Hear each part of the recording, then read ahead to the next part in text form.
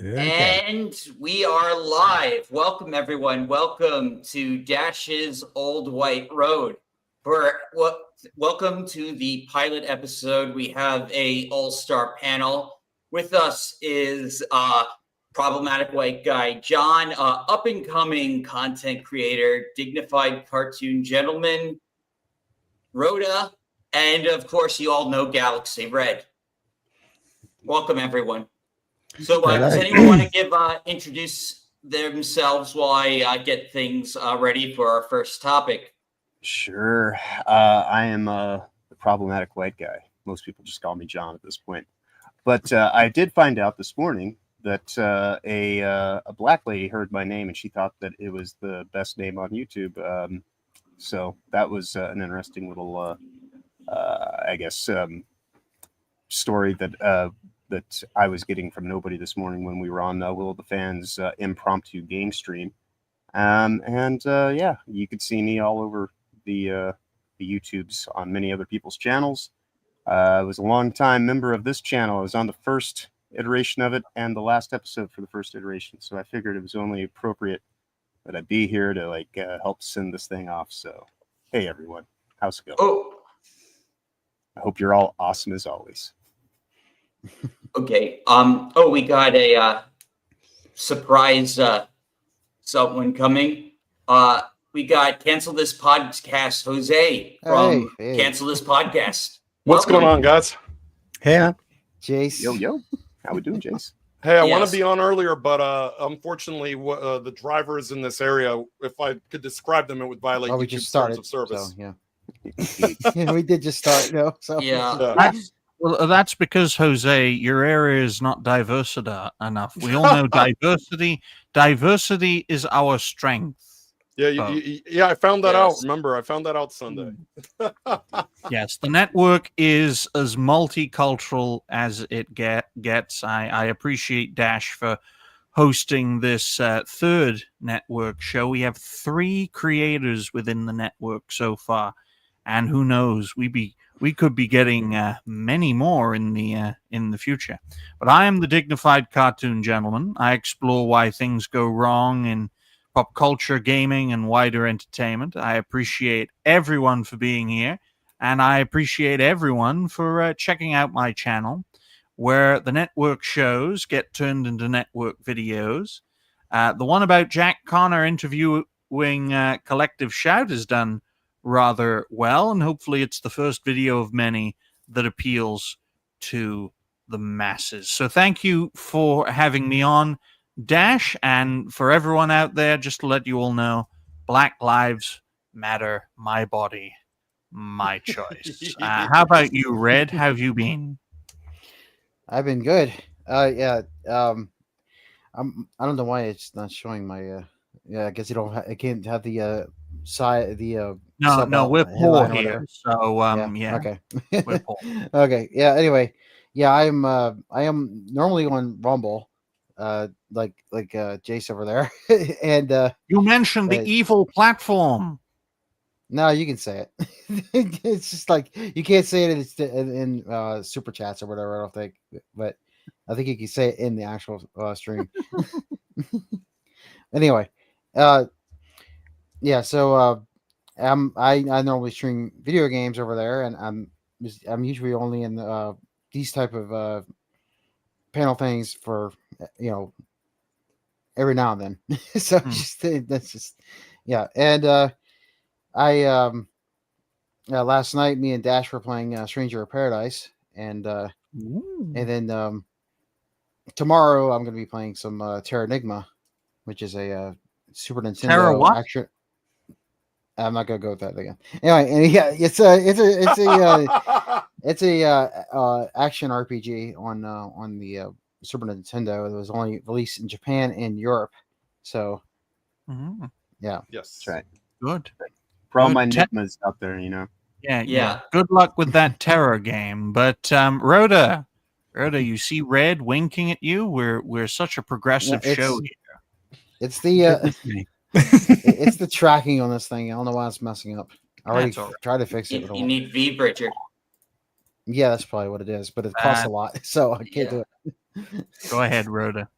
Donations are Yeah. welcome. Hope you guys are good. Obviously, as John alluded to just now, we had a surprise stream of Will earlier. So I had to cook a curry faster than I've ever cooked one in my entire life in order to have something to eat before this, which is good because it was a real test of my skills and it was awesome. It was bloody delicious. I'm really pleased with myself.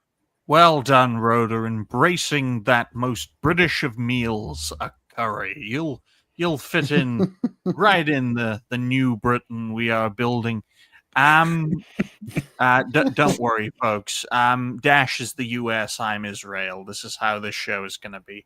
Jose, how have you been? Yeah, well, I've been good. Just came back, had a surprise Friday off, took my girlfriend to lunch, and coming off the heels of last night, we do cancel the podcast on Thursday nights, 11:15 p.m. Eastern Standard Time on that forbidden URL, which you can see in my nameplate. And just had a good time. It was a wild sort of show, a lot going on. And I'll be game streaming as well at some point in the evening. Just keeping it going and living the life. Can't complain.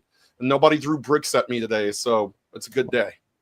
Well, I told you to stay out of the all white areas. They're very dangerous, as I said before. Diversity is our strength. I mean, they are dangerous, Digny. They are dangerous because where my girlfriend lives is where Chris Benoit murdered his entire family. Oh my goodness! Well, on that note, let's get into the topic right now. So Dash, you're forgetting something. What's that? We haven't caught up with the chat, Dash. Indeed. Yeah, we got Furious Dan just came in. You're here, Mr. Gentleman. Rhoda is here. And of course, Dragon Master Zero. Thank you so much for coming. Yes. No, I don't know what you're talking about. This is the dignified cartoon gentleman. The people, without the people, Dash, we don't have a fantastic show. And slow down with those topics. I need to write down the timestamp, Dash. Slow down. Right. You remind me of somebody I used to work with. He used to always timestamp everything. You've been studying dignified cartoon gentleman, and that is why I found you like a diamond in the rough. Yeah, look at you. Dash is a little faster because he lost a little bit of weight since the last time I saw him. He was kind of slow. He was Super Saiyan 4. I've kind of the steroids kind of wore off, but don't worry, I got a new workout routine in the works. But I will point out for everyone, my mentor was a bastard. I will not fall for his evil ways, okay? We are a progressive show here on YouTube, and we appreciate everyone's support. In fact, we're even covering this twink creator right here. Yes. Who's going through this situation. So that's how open we are. You say that about your master, but he's nowhere to be found, so I assume it works like Sith rule of 2, and you had to make him go away. You had to make him disappear. Did he used to call you his clone? He was very, very adamant that he would always find people that would inhabit certain aspects of him. Of course, I was the problematic whiteness. Sounds like you've got a very similar voice. And we're going to when it comes to third-party release. Oh yeah, sorry. John. Let's get a zoom in on that picture, Dash, because I think it's very important for folks to realize that the first topic is, are $80 games selling? Nintendo seems to think so. Now, Dash, you recommended this topic, and thank you for that. Remember when Nintendo stubbornly called for the increase of prices from $70 to $80, how controversial it was? How much it rubbed so many people up the wrong way, and how it was just another nail in the Switch 2's coffin, despite the fact that it's still selling incredibly well. And apparently these games are selling incredibly well on Amazon. So take it away, Dan. So I saw this video. It was about game key cards, but it did go over the top selling games on Amazon. And one of them is an $80 game. It's the number 2. So we're gonna just play this little segment. We can react to it. Is gamers are more likely to buy the actual physical edition if the game is actually in the box. Can you believe that? Is that shocking to anybody? I don't think that's really that shocking, right? I know for me personally, I wanted to buy Sonic Shadow Generations, so I did.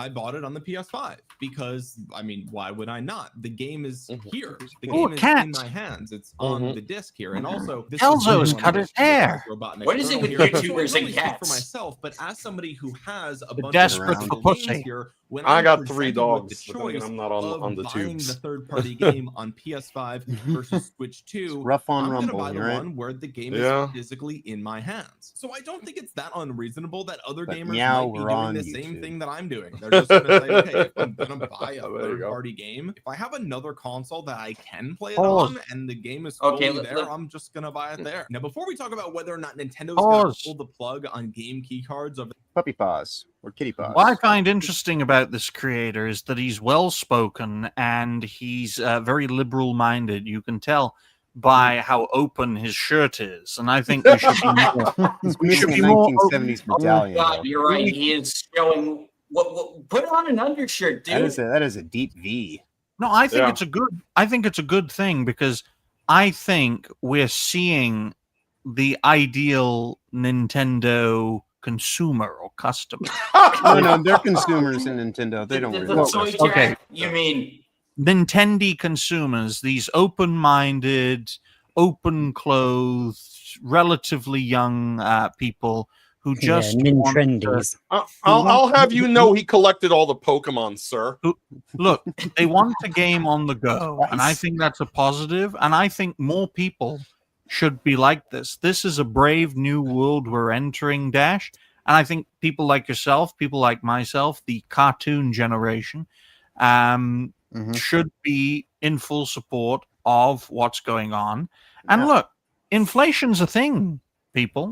Prices go up, and I think people will eventually swallow the fact, and it is a fact. Oh, That that's people what I- you I meant, think- swallow. I I thought think, you were going somewhere entirely different with the word swallow. Well, there. $80 Yeah. games are the new normal, whether you like it or not. Go ahead. Well, Now- we're going to now- see what he's going to say about the new Kirby the game. next couple of months. I quickly Well, want to touch on really the fact that quickly, I just Kirby want and to the say Forgotten that Cartoon Gentleman, you just made Nintendo a boatload of money. Could you imagine a product called Nintendies that's their mascots all in chicken, Yeah. little chicken Didn't- wedges of sounds Mario good. and Yoshi and Put on a Donkey Nin- Kong and all Yeah, the like a rest. Nin- Link, a Nin- yeah, a Nintendies. Nintendo Wink, wink. plushie, a Nintendo, or a Nintendo top, or a Nintendo bottom. Right? That sort But, of thing. yeah, no, Nintendies is like the ultimate form of gamer nuggets. Just don't sell those without their permission, John. They will sue the shit Okay, out so- of Of you. course. Here's the That's why I'm kicker. saying they would. Here's have to the make kicker money. right here. Land, the Nintendo Switch 2 edition with Star-Crossed World is the second best-selling game for the Switch 2 on Amazon, which is kind of insane. Now, I know the lineup isn't that crazy, and clearly Mario Kart World was bundled, so that's why that's not There's higher, literally a but like cow this is is one of the a playable glorified characters. port of a Switch 1 game, Just and of cow. course it's got some extra content here, but like it's $80. This is it's an $80 game for the Switch 2, and it's not even a Switch 2 game. It's a Switch 2 edition. This is like, why are people paying $80 for this? On top of that, we have Mario Party Jamboree, also $80, coming in at number 7. Can you pause that, $80 Dash? Switch. The reason people are buying is because the economy is booming. People are very smart with their money. People want to jump on the latest trends. And I think the younger generation really want what Nintendo is pushing. I mean, if you love Switch games, well, you're going to love them even more on the Switch too. And, it's been 5 to 10 Yeah. years. You $10 increase isn't that much.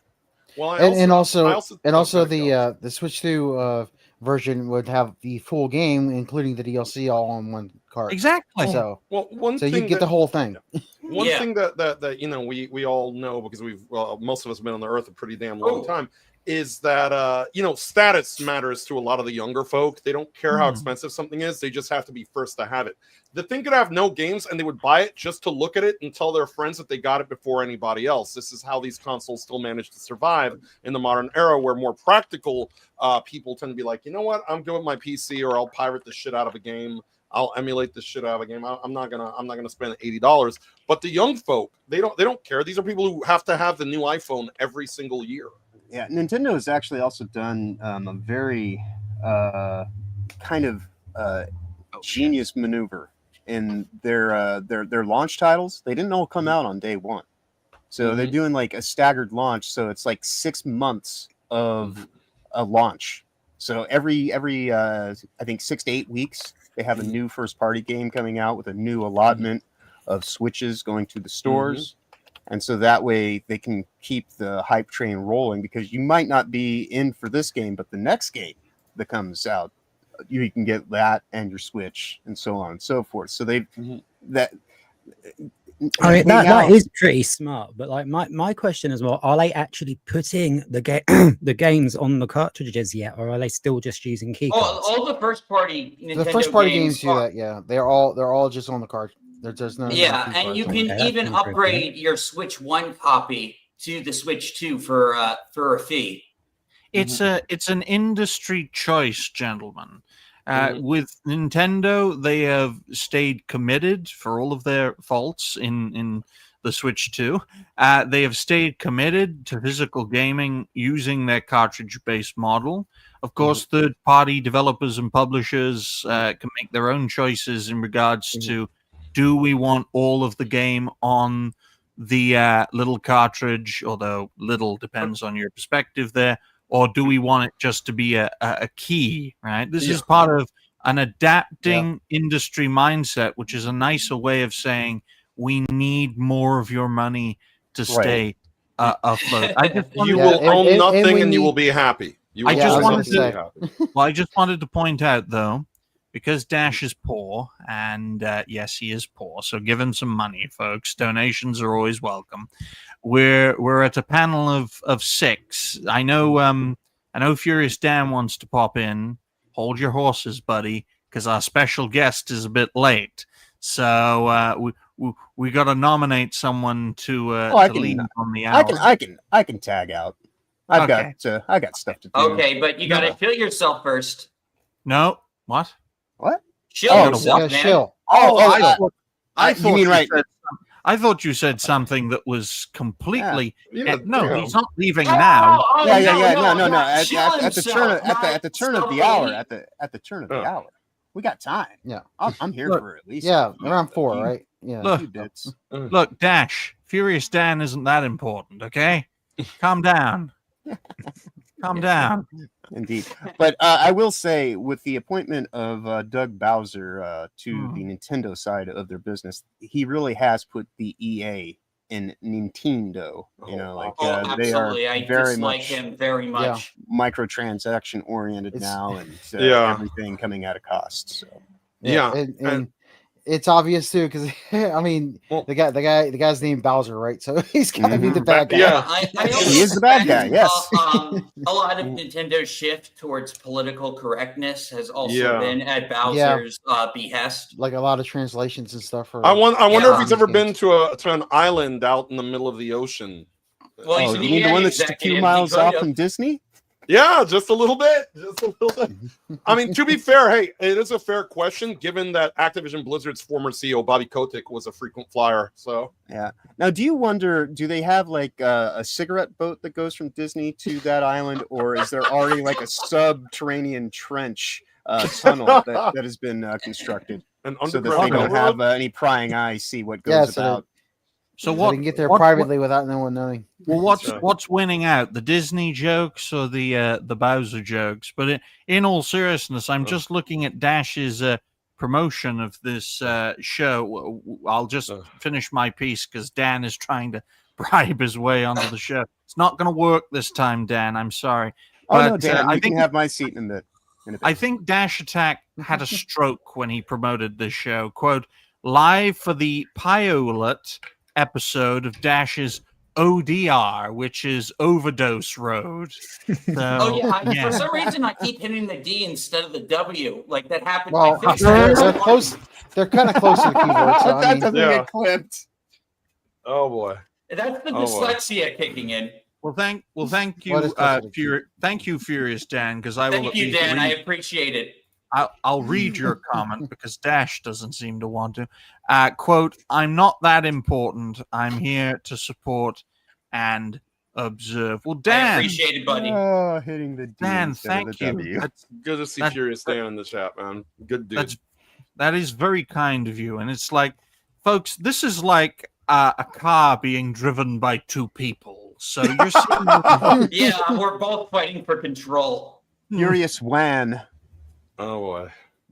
Oh dear, but yes, I think this is Yeah. a nice 12-minute topic. What do you think, Dash? Is this a nice Yeah. 12-minute topic? Yeah, this was good, and we don't have Excellent. to watch any more of this dude anymore. So default view. Let's go Go on. and check out. We'll go and check out Go check Omni. out his channel. Yeah, Yeah. Omni Arch TV, TV. an up-and-coming content creator who really does dress to impress. That was a perfect outro to that topic. Yeah. Just needs All a right, nice let's 1970s see. medallion to complete that. Our next Okay. topic. Oh, Jiggy, I'll let you decide what the next topic is since you're so organized and I'm not. Get out the car seat, Dash. Do what Noise did. Get out the car seat. I'm driving. 2.2 is Will Amazon ruin James Bond? 007 First Light will help us find out. Now, folks, did you see all the pictures about 007 First Light? I think they cast the male character quite well. The female characters, I'll let not you, say, so I'll let you go ahead. But, yeah, I was gonna say that me and Dash. So I watched the Yeah. gameplay thing that they have the preview or whatever it was on State of Play on Wednesday. Well, We watched I that. think, Red, I think it's very important that the pictures are showcased rather than the, oh, damn. Look, Oh. DMs. Yeah, you got the DMs open. Close it. Oh shit! Yeah. Shit! Everybody does that. Like, yo, that's 2 shows in a row. I think Noise had the same problem on Wednesday when I was watching. Oh, Dash. It's a common mistake. It's Yeah. all right. But Dash, you pulled an Atreus, and it's fine. But don't worry. Yeah. Thankfully, Um, there was nothing incriminating. I Yeah. saw. So far, what we see, what Dash and I saw, is looking pretty good. But we don't know how it's I gonna be remember yet. even I was watching Cass's commentary. The biggest problem is the frame rate, and she didn't really like the investigation and stealth portions because there was a lot of boring and digging this gameplay loop. By the Yeah, way? but I mean, James Bond does do stealth and stuff too, though. He doesn't just I'm, fight. I'm gonna be honest. It looks like a PS3 game to me, and they're trying to say that this shit is gonna be like the next GoldenEye. Like they're already like astroturfing that in the games media. It's the hell this is be better very- than GoldenEye. Better it's than very GoldenEye. different than GoldenEye. Yeah. It is extremely different game. It's Uncharted and Yeah. Hitman mixed Yeah. together. Yeah. Yeah. Yeah. What is this? Just Cause 3 without the grappling bloody element? Because that's what it felt yeah, like. that- we this- needed. There'll be a grappling hook in there somewhere. This is There, an there open world, doesn't though. seem to be any sheen to it. It doesn't even have like that kind of like a James Bond feel to it. Yeah. Like, I mean, looking at this, I Well- think I'd rather actually just yeah, play so- GoldenEye. so he far- gets on that so it's plane. He gets on that plane in a bit, and then he like falls out, and then like you know, he has this like watch, this laser watch. What I mean, think By should the way, be okay. what I think should be showcased, gentlemen, rather than a video element, because you know what YouTube's like with videos. But the pictures I found very interesting about this whole situation. You know, Yeah, there you go. I'm sure Pirate Nation has got them up. I'll get I mean, him. that James Bond looks like he's more on a Mormon mission than an actual spy mission. Yeah, that's true. Seriously, like He's not a sharp dresser. No, I'm Well, just waiting for well, his jacket to come off and see the little tag right here. Like, Yeah, you but know, they already explained that I'm the Elder game Bond. is an orange Yeah, this origin is like his game, first so when he's it's like first starting out. it's one of his first missions and stuff right at the beginning. James Bond takes on the Scientologist. Oh, there it is. Yep, There these you are go. the pictures. But it's yeah. one, yes. So, But- Yeah, somebody so only said, one of these is the Bond girl. This one is just some Man. random journalist. Just That's press M. it. you know, That's- the, Faces are frumped up That's to Money the Penny. max. the best comment I saw about that is that the women have a stronger jaw than Bond does in this game. Hmm. No Press lies the that is a damn bit of a picture worry. stack, please. in digging, enhance. There Oh we go. Jesus, maybe not enhance. God. A They're all picture putting can tell a faces thousand like The they're words. just upper right nerfing picture really just called bad me a as well. racist just by virtue of existing. Oh, Right? damn. She's Okay, the same here's color as you. yeah. So Miss Roth is the hot Bond girl, and they've kind of girl bossed her from the clips I've seen. Roth, you say? Her name You is know what? Roth. I'm not gonna say it. We're on YouTube. I can't say it. Yeah, best not to. Yeah, Go yeah. ahead. Restrain yourselves. We don't want to be punished, Yeah. I Not in mean, that way, anyway. Go ahead, Dan. especially since all we're doing is trying to entertain people. Exactly. Yeah. this Yeah, is like so- a badly staffed curry restaurant more than anything. Yeah. Oh my! But this content, this show may contain adult themes. I should have said this at the start. Oh yes, this is part of the reason why I'm only here for the first bit of the This show. is I don't want to get educational. you completely demonetized or deplatformed. Go ahead, Dash. Yeah. So yes, but these are the main characters. We have exactly 2 white people and as main characters. That's Well- too many. In my view. Well, Well, one of them three, is a crusty three, old but- white man. Well, I don't count Miss Roth as a white person. They What kind of do look you like count a little Miss mixed. Roth as Galaxy Red? They're a little mixed. I could tell Yeah. they're mixed. Yeah, Yeah, mixed she is Asian. ethically They're, beige. they're a little mixed of male Yeah. and female. That's why you're using they them pronouns. No. No. Just saying No, ethically those are beige. clearly She's brown boobies. bag. She's brown bag Yes, adjacent. they're ethically mixed, not generally mixed. Yeah. Okay. Money Punny already got race swapped in the Craig movies. Yeah. I don't know who this Yeah. Greenway guy is. I'm not that New character, I some think. New New character. character. Yeah, I My think guess it's is new he's a character. bad guy. He's going to be a traitor. I No, don't. no, No, it can't no. be. Not if he's ethnic. He- It's the he's white the- guy's gonna be he's the the- traitor. Come on now. Well, But what about Jonathan Greenway Majors? A to M, so that's what that is. So Yeah, and this is Not supposed to James be like Bond. the that old white lady from the Yeah. from the movies. Judi Dench. Yeah, Judi Dench, yeah. this is supposed to be her. Well, I mean, yeah. Well, I don't know if it's supposed to be her exactly, Yeah. but it is an M because I they think have different M's in the I James think- Bond I thing. think So I I think think it's a M is a solid. code name. I think it's a solid cast, but we all know what Amazon does with their properties, right? I always Well, use Amazon the doesn't. brand. Oh, Well, whatever. Well, yeah, Amazon Red. is in full control, like telling Io what to do. Now, while we're doing Amazon stuff, while I'm still here, will we do the Tomb Raider thing next? Because Oh, people- yeah. that'd be a Yeah, good that's what I was segue. thinking. Yes, that is a good segue for it. I think. Yeah, because I we have brought a it few up more too. So zingers to rail at this thing. I think. No. Yeah, so it's I now interesting. have to completely change the schedule of the show because I of one am a straight bastard. white man. I am a problematic. well, white I mean, it makes more sense though. Digny, they do that. We had a show that was based on sense, and it died. Red. Well, Oh, look, money. Yeah, but I mean, it does. What? Not that. No, that's So, I mean, I'm that's just thinking true. of a nice flow,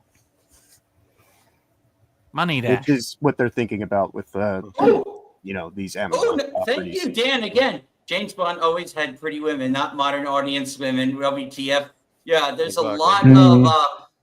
Yeah, I mean, like I swear, I better get my dancing like hot chicks in the intro, like all the movies. You're probably not. I mean, this is Amazon we're talking about here. Yeah, Yeah, I mean, won't happen. it may still get a good song though for the intro. Well, I mean, they'll get a well, song, but they'll But that's find it. some way to finagle not putting a woman dancing at the I beginning. mean, I mean, Agent Yeah, but it's still good. 47. Yeah. Maybe they'll throw some twinks in, which of We course got- I wouldn't mind. But we got to rename the show the Piranha Road at this rate. But Now- just to let everyone know, now I use the Grand Tour as a great example of Amazon at their best.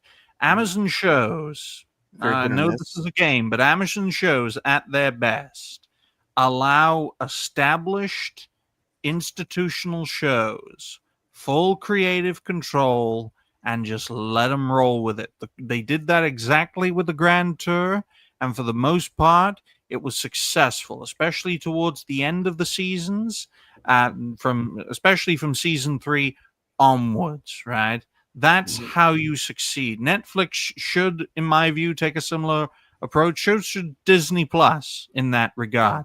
It's this corporate interference that's that's the big problem, and this is the result of that big corporate problem.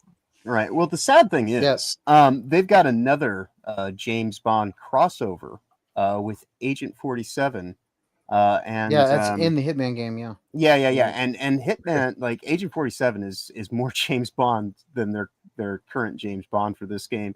I believe, guy played Hannibal, and his name escapes me right at the moment. Mads Mikkelsen. Yeah, he is also featured in that game. So, like, James Bond in that game is going to be the biggest non-entity of all the characters. I don't think they're gonna. I'm not sure they're even putting Bond in the Hitman game. He's going to be sidelined completely. Yeah, I hope they're not, because it is you're playing as him, so I kind of doubt they're going to sideline him. But I mean, they could. But he's going to be he's going to be the least interesting thing in there, like Agent 47 and Mads' character, because it's No. He's I don't think Bond is going to be in Hitman. Yeah, no, he is. If he is, it's a cameo. If it is, it's just a cameo. It's set along the lines of Casino Royale, as to my understanding. I could be wrong, but I've learned. So in other words, I've learned from Craig, right? I've learned from my mentor to trust John's judgment, especially when weeding out spies. Hello, Hugo a Go-Go. Yes, Saint Hugo, a prominent. Well, he should be more prominent, but a very talented independent game developer. Yes. Let me just check the time real quick. He made the Great Rebellion, and is currently you can support him in his efforts to make more games. I don't think Hugo made the Great Rebellion. I think it was Caval's game. Yeah, that's Cold Games. Yeah. That's who he is. That's Saint Hugo? Yeah. Mm-hmm. I know who he is. I talk to him all the time. Yeah. I did not know I haven't that. actually played that yet. I don't know. It just goes to show how much it just goes to show how much of a new boy rookie I am to this space. I'm confusing people. They got Serena State's The Last Guy coming soon as well. So that's that one of the newer games that I got coming out looks pretty good, but I'm not sure about Great Rebellion. I mean, for me, I'll try it, but you know. Oh, Great Rebellion's awesome. I even do Steam Deck testing for his stuff, because I have a Steam Deck, as we all know. I think the biggest problem with me is it's a bull hill. I don't really like him that much. I do like how he throws the pool balls at the guy. But it's very quick. It's very well edited. Yeah, people need to understand. That's what these showcases are all about. They're supposed to show the best and brightest of the game without spoiling too much of it. But you actually did bring up a good point. Whoever mentioned Daniel Craig, I actually do think that it's Daniel Craig's James Bond that is going to be in, that game. If Mads Mikkelsen's in it, that means it's probably going to be Daniel Craig. Right. Daniel Craig is like my least favorite Bond, though. Right, but that even undermines that movie was this James Bond game all the more, though, because you're having two different Bonds at the same time, roughly in the same calendar year. Yeah, but this guy, like I said, he looks like a Mormon missionary. He looks like he should be wearing a bike hat and like going around with a whole bunch of fucking Bibles and Books of Mormon. Yeah, and I'm also disappointed at the lack of classic Bond skins. Like, make him like Sean Connery, make him Roger Moore. Oh, you think you're gonna get that for free? They're gonna make you pay for that. They'll let you know that like 6 months later. And if Sean Connery shows up, he's given all of those frumpies a good smack. Maybe not just on the bottom, but at least that's the thing. You're quite right, John. He just doesn't look like a James Bond. No, and I know he's supposed to be like new and stuff, but he looks too much like the Tom Holland version of James Bond. Yeah. Oh boy. Well, we have to understand the corporate nature. Well, we have to understand the corporate nature of these companies. But you can tell that the gameplay here is very similar to here too, though. where he's walking around doing Look, investigations and stuff. they're changing the definition of masculinity from toxic masculinity to what they call safe masculinity. And this is why they're going with the Pedro Pascals of the world. You know, this is why, as John said, he looks like a Mormon missionary, because that's about the maximum amount of testosterone that the modern audience will allow. Right. Well said, and I think that's a great bow on this topic. A nice, solid 14-minute topic, now, which is actually a great segue to the third topic, which was the fifth, but John has to go in 25 minutes. So 2.3, I'll write down. Kind of works out too. 35 minutes. What was that, Red? No, I mean this other topic works for it. Yeah, I think stay on the Amazon point and talk about their various properties. And I'm quite adept at tearing apart Amazon properties. Well, you're far better at tearing apart Hideo Kojima. 2.3 is Phoebe Waller-Bridge's Lara Croft gets greenlit as Game of Thrones actress gets the star role. I just love the fact that Sansa Stark is going to be the next Lara Croft. Oh wait, money. Yeah, more money. Stand for another $2. Says. Yeah. Aria, let me read this. James Bond always had a black suit, not a gray one. Yeah, but he's not. He didn't always wear the black suit though. He's Elder Bond. He's just looking for his bicycle helmet. That's what this whole game's about. He's just I have people to talk to. I have to go spread the word of God. Wait a minute. Furious Dan can see color. Oh, another donation. Oh, yeah. From Discussing Things, a lurker says hi. LFG. Thank you. Disgusting. Dash. It's his dyslexia. Disgusting. Yes. Oh boy. Thank you. I don't feel safe in this. I don't feel safe in this car driven by a So, one question though. That's why I'm just hitching a ride. You know, I got shit to do. So, you know, like IGN, Game of Thrones, X-Men. Okay. So you even put X-Men when that's like people don't want to remember Dark Phoenix.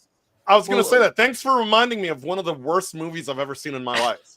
Well, yeah. Galaxy Red had a question. What was that question? I was wondering what does BGN stand for? Bulgarian. Okay. Ooh, Bulgarian currency. Nice. Okay. Yeah. Helzo is based in Bulgaria, which is one of the last sane places in Europe that isn't Russia. Go ahead, Dash. Okay. Game of Thrones, X-Men star Sophia Turner confirmed to play Lara Croft in Amazon's Tomb Raider series. Will start shooting in 2026 with Game of Thrones star Sophia Turner confirmed to play Lara Croft. Is best known as Sansa Stark in Game of Thrones, though she has also played Jean Grey in X-Men Dark Phoenix. We don't want to know that. We don't want to know that. I remember Sophie Turner as the fantastic actress who got abused by a king and a bastard. Okay, that's how I remember this fantastic actress not being butchered in Fox's Last Stand to make X-Men something. But there's another donation. You must be loving this. Show it. Lix Dexia. Yes. Liz Dexia. Sounds like a World of Warcraft boss name. Nice. Go ahead, Ray. Yeah, I was gonna say, although the Dark Phoenix movie is bad, Apocalypse was okay. I've never seen Apocalypse, so I wouldn't know. Yeah, the Apocalypse movie is all right, but Dark Phoenix is not that good. X-Men Apocalypse is living proof that Oscar Isaac is actually quite the Pedro Pascal in terms of how many acting roles he can take. Yeah, I mean, he wasn't good as Apocalypse, but the whole movie itself is okay. The only reason that they cast Sophie Turner is because they needed somebody with a British accent. Beyond that, she doesn't look the part. She doesn't fit the part. Nothing. No, and as questionable as her various talents may be, she is certainly inequipped for this role. It doesn't matter how big her guns are. She's not going to really fit the holster. I don't see her being like very fit or athletic. She's got a nice photo that she put out the other day of her she's got some really, really toned abs. I'll give her that. But it looks like she's rocking a 10-pack because she does not have. She doesn't have any sweater action. Well, she going also on. Well, I'll bogged tell her him- face. well- Mm-hmm. She was one of those I'll just- celebrities that bogged her face that did that whole weird surgery thing where their head looks like a light bulb now. Oh, we got you got- another one from Yep. Roadkill. Here's All to these, a great stream and weekend. Thank you so much, man. Yeah, See all how- these Well, various Hollywood actresses are trying to have my face, and that is not advisable. well, they gotta play the game, John. Hollywood's got a game that you've got to play. But look, Dash, look at all the fine folks and fellow creators supporting you in your efforts, and hopefully, as this piranha show, which it seems to be, don't worry, folks, we got time. Okay, you don't have to eat each other to speak your mind, but it just goes to show how much potential for success that the Piranha Road has in store. And I can tell you this right here, right now, because even to this day, I know it's not an easy thing to say, but I'm still a Game of Thrones fan to this day. They just stopped it at 6 seasons. It would have been one of the greatest shows Only they would have finished in the it. 21st century. And this lady, she knows how to act when she has the when she has the source material. She knows how to act. My take on it has been sort of the opposite. Game of Thrones has been a net negative cancer for Hollywood because these actors don't know when to F off. We've got unlimited Pedro Pascal. We've got Bella Ramsey everywhere. We've got Sophie Turner playing parts she has no business playing, whether it's Lara Croft or Jean Grey. I wish they would do what Joffrey did. And I don't mean what he did in the show, which is, choke on whatever the hell poison he did. But, the actor who played Joffrey said, you know what? I did a breakout performance. I made everybody hate my guts. I did amazingly. And now I'm going to get lost because I don't think I can ever top the performance that I gave. I'm out. And dipped out. We've never seen him again. Yeah, and don't forget, his name blanks on me. The dwarf at the moment. Peter Dinklage. Peter Dinklage. Yes. Oh, yeah. Yeah. People who are less popular after Game of Thrones than they were during Game of Thrones. Well, now there's only 2 midgets in the. Oh, I can't say that word. Yeah, right. And that's the thing. That's his biggest offense is he doesn't even want to actually have any competition. Yeah, he closed the door, so it's just Peter Dinklage and Warwick Davis to the point where the new Harry Potter had to bring back Warwick Davis because they're not allowed to hire any other little people. Yes. Yeah. It's so ironic, folks, because you look at the state of the Tomb Raider franchise, very similar to the state of the Mortal Kombat franchise. It had its time in the 90s, and now you're just reanimating a corpse.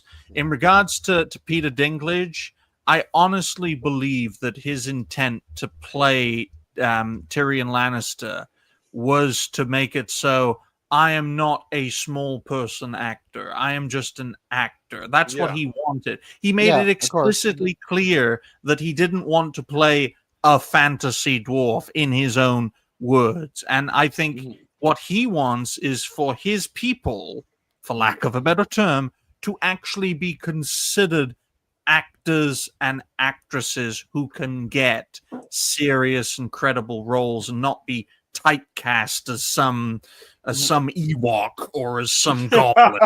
Well, that's the thing. Peter Dinklage had avoided taking those types of roles almost his entire thing. Whereas Wardrobe Davis, one of his most famous roles is playing an evil leprechaun who makes women's boobs bigger. Oh my! well, it's also second most famous is Willow, but yeah. Oh man, those Leprechaun movies are something else. I think I've seen nearly all of them. I think it does speak to the quality of this Tomb Raider show that we have spent more time talking about anything else other than what it's going to be. Because we hardly have no anything modern too. Reimaginings of Tomb Raider is that. Hollywood hates Tomb Raider. They hate what Tomb Raider was created for and who it was meant to appeal for. Yeah, and every new iteration has tried to it was slow at first. The reboot Tomb Raider wasn't as malicious as some of these newer reboots are, but they keep trying to redefine who Laura Croft is and make her something more respectful They Then want might just Tomb Raider to be Yeah. more like Relooted, that game that they're trying to push out about the Exactly. decolonizing artifacts. And you Right, do right. remember that, again, remember, guys, Phoebe Waller-Bridge is at the helm as That's the director. This is the Yeah, Fleabag and she's director. uber feminist. Yeah. This is an absolute uber feminist. Was part of the ruination of the final Indiana Jones film. Oh yeah. What are you talking about? There was only there's three only Indiana Jones movies. She was and 2 the- fanfics. She was the droid who wanted human rights and was Yes. banging Lando Calrissian in Yes. Solo. This woman's she put out like an entire movie that was basically a 2-hour campaign commercial for Elizabeth Warren, if I remember, like essentially. So I mean, Guys, that's where her politics are. Well, guys, I almost forgot. I have to jot down all the donations Dash makes because I have Jewish friends. Go ahead, Dash. Okay, not sure what that, but we got another one from Slay Every Game. This show is dignified, and cartoony. Very dignified thank and you. cartoony, indeed. Thank you, Well, Slay, we've for got- guaranteeing a we've future got- spot on the aside show. from- We've got 3 cartoon characters on the panel. Yep. Now, here's the interesting thing, because as we are now talking about Phoebe Waller-Bridge's part in it all, if you thought the Netflix abomination that came out this past year was going to be the ruination of Tomb Raider, buckle up, because this is going to be the worst thing that could befall this. The writing is on the wall with this from 10,000 miles away. Yeah, This thing will be buried They're in a tomb trying when to it's all kill the said and done with. franchise. Go ahead, I Brodo. have no faith. Brodo It's hasn't like, I gotten mean, yet. apart from like the remasters that came out are actually really good, but Right. apart from that, there's not been anything decent Tomb Raider related since maybe the very early 2000s. I would argue the 90s. Since Underworld, or maybe even the first reboot. Yeah, the one that was in the early 2000s. I didn't like the reboot at all. It was definitely missing some very important I love Tomb elements. Raider Legend. But Guys, Melanie Mack is rolling in her grave and she isn't even dead yet. indeed, That's just, Jose, it's funny you should say that, because have you ever tried reviving or rebooting a corpse? And that's the thing. That's the thing with Tomb Raider. That's the thing with Mortal Kombat. That's actually the thing with a lot of 90s things. We don't get a remake of Friends, folks. There's a reason we don't get a remake of Friends, because nothing will ever top Friends in Right. that genre. necessary. Yeah. Well, Simple as Sophie that. Turner looking like one of the White Walkers out here. And don't worry, folks. I did this with Helzo's show and with Noise's show. I like to keep tabs on how well everyone is doing donation wise. You're here much like I am on Toasty's show. You're here to work the buttons and keep track of things. Wow, only Noise trusts me to work the buttons. But yeah, go ahead, Dash. Yeah, so like all the new Tomb Raider stuff has just been to subvert and rebrand. Like we saw this with the Netflix show, especially where they took Zip from the Legends games and they made him gay. Which is perfectly fine. It's perfectly fine. I wasn't fine with it. I mean, in the games, I was not fine with that change. It's perfectly fine to change a character's intrinsic nature as long as you keep the character's core intact. Okay, you can change the superficial aspects. So one superficial aspect is, he doesn't fuck Fanny anymore. He fucks ass, or he fucks Fanny that's and very ass. superficial, though. That seems like it's kind of a core element of someone's persona or character, like what you're into. Yeah, especially if they keep bringing it up. Yeah, and you know what it is about this. Yeah, go ahead, sorry. All I'm saying is that we shouldn't make characters one-dimensional. You can change key elements if you want to, but falling back on one-dimensional things isn't the way to go. Go ahead, Jose. I was going to say that Lara Croft, if you look at the original Tomb Raiders and everything that represented, was a cultural aesthetic to the point when you look at the cosplay, you look at the marketing, you look at the ads in the magazine. Angelina fucking Jolie. I mean, the render of Lara Croft was in Playboy magazine. Not even an actress, the render. That's how much the sex appeal was pushed. You cannot deconstruct sex appeal from Tomb Raider and expect it to continue to be what Tomb Raider was. You cannot expect it to catch on. You can't alienate all of the, all the men, the young men, because a lot of us were young and we had, we were raging testosterone teenagers back when this game first came out. I was even young when it first came out. Think about exactly. And now you're going to say, oh, it's the first one coming out. I was it's like for the women six, now. so it's for the women now. But here's the thing about the women. Women don't like being ugly women either. That was part of the appeal of Tomb Raider to begin with. Women don't want to play as ugly women.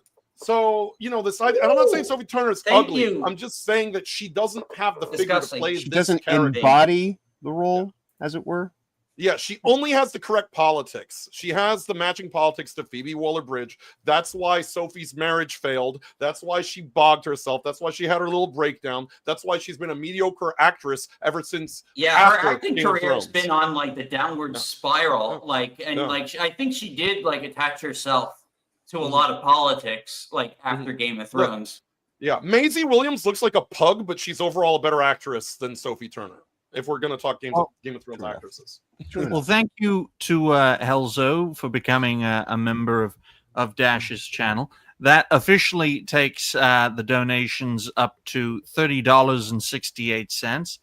But YouTube haven't taken their 30% yet, and who knows when it comes to taxes, depending on where you are. In the UK, it's 10%, so I calculate it to 60%. We can keep this topic going for another 9 minutes. Then John can pop out, and then whenever Mark's ready, he can pop in. So do go on, Dash. Anything? Yeah, I want to see what the IGN comments say. Skip, not a fan of Sophie. Resting board face Turner to 4K has more charisma than her in any role. Yes. The 2x4. Good lord. Resting board face is basically how pre-2024 Lara Croft can be described. Just get Sydney Sweeney. Oh my God, can you imagine Sydney Sweeney as Lara Croft? There we go. Just give her a hair dye. Get nice things. Yep. Oh. She can act, laughing my ass off. Oh my! Something actually too. Whoa, she's missing too. I am quite frankly amazed that a site as moderate as IGN would allow such problematic comments in their comment section. What do you guys think? Pomegranates. What? I said, I believe those were pomegranates. What do you guys think of what I just said? Okay. I'm looking forward to being pleasantly surprised by Sophia Turner as Lara Croft, but I'm still thinking it would have been ideal casting if Carleen Grace Kearney had been cast as Lara Croft. This is the nicest comment we've seen so far. Lara Croft, Dash. Lara Croft. You keep, there we go. Keep calling her Craft instead of Croft. Yeah, I forget the accent. It's not Minecraft, okay? It's Minecraft. It's not macaroni and cheese. Lara Croft macaroni and cheese. I think she would stand out if she did more villainous roles, even going back. Well, Sansa Stark basically became a villain in Game of Thrones season 7 and 8. Yeah, why did you kill Littlefinger only to become him? Did his soul just gobble up into your mouth or something? He probably would have done that if he could get away. Oh, you'd be into that. Yeah, this is Littlefinger true. was creepy. Sansa. And the actor playing was desperately trying to hide his Irish accent throughout that role. I noticed that. There were times it just bled through on that show. He couldn't stop it. He couldn't stop it. I imagine on this new iteration of Tomb Raider, there'll be a lot of bleeding. I'm not the biggest Tomb Raider. Oh, damn. Hopefully she hits the gym and gets a fit roll. We did the last. These are the moderate comments. Right. Well, she did hit the gym. I said, she does look quite fit, but she doesn't really have. It rhymes with fit. remember she doesn't the have. time? But she doesn't have it when it. She doesn't have comes the heavy to artillery up front. Exactly. Yes, I think this show is going The to be assets are missing. You could say. Remember the time when many thought Daniel Craig was the wrong choice for Bond? He was for most of the movies. Like he was good in like 2 of them. Well, She ain't got artillery in the look. She ain't got any artillery in the back either. And someone would argue with Lara Croft that's equally as important, being that Lara Croft usually wears booty shorts. Although I'm sure they're going to switch it to cargo pants for this show. Right, she would be much better cast as Plank from a live action Ed and Eddie than. Just Lara think, Croft. we went from Angelina Jolie in her prime to this. Yeah. Sansa Stark passed her prime because she went ahead and, like I said, had a nervous breakdown, bogged herself. Her acting is subpar. It's not on par to what it was during her role in Game of Thrones. Midlife crisis, Sophie Turner is not going to sell this show. But, Hollywood protects Hollywood, and she is what Phoebe Waller-Bridge wants to put in this role. You know who should be the next Lara Croft? Sir Davos Seaworth. Might actually be more entertaining. Oh God! Especially if he stays in character. You know what? If Phoebe Waller-Bridge could get Dylan Mulvaney to play Lara Croft, she would have done so. This is, I guess, as close as she could get to that in terms of flatness. Right. Unless she's secretly a TERF, then no, this is exactly No, what's her idea of feminism? She's got that strange form that exists in Hollywood. Not reality. So they should start looking into bringing cosplayers. Yeah, if they wanted to make money, they could actually get some cosplayers that could look the part way better. Yeah. Just get them acting classes. Yeah, I agree with disgusting, but here's.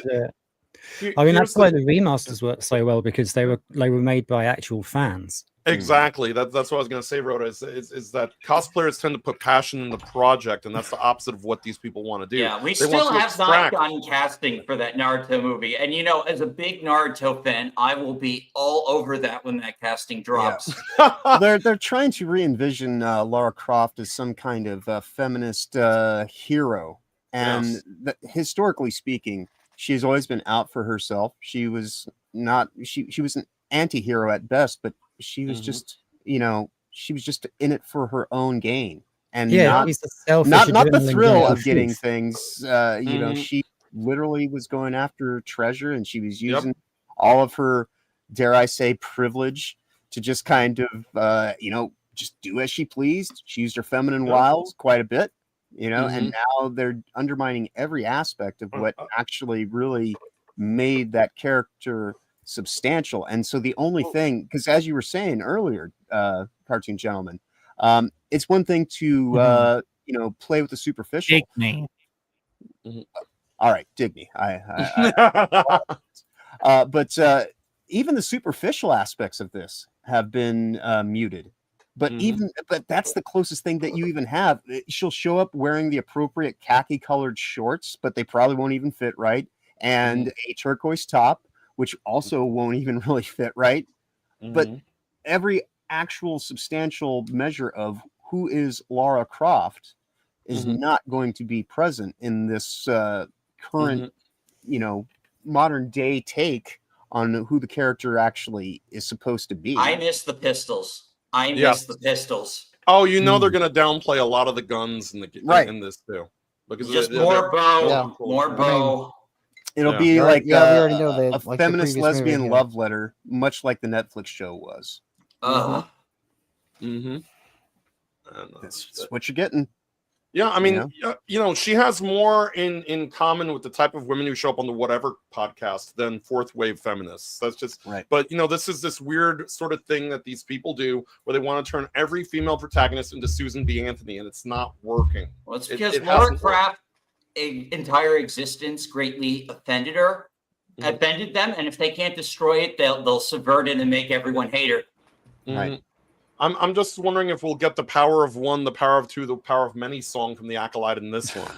All right, because this is Possibly. going to be acolyte levels of train wreck.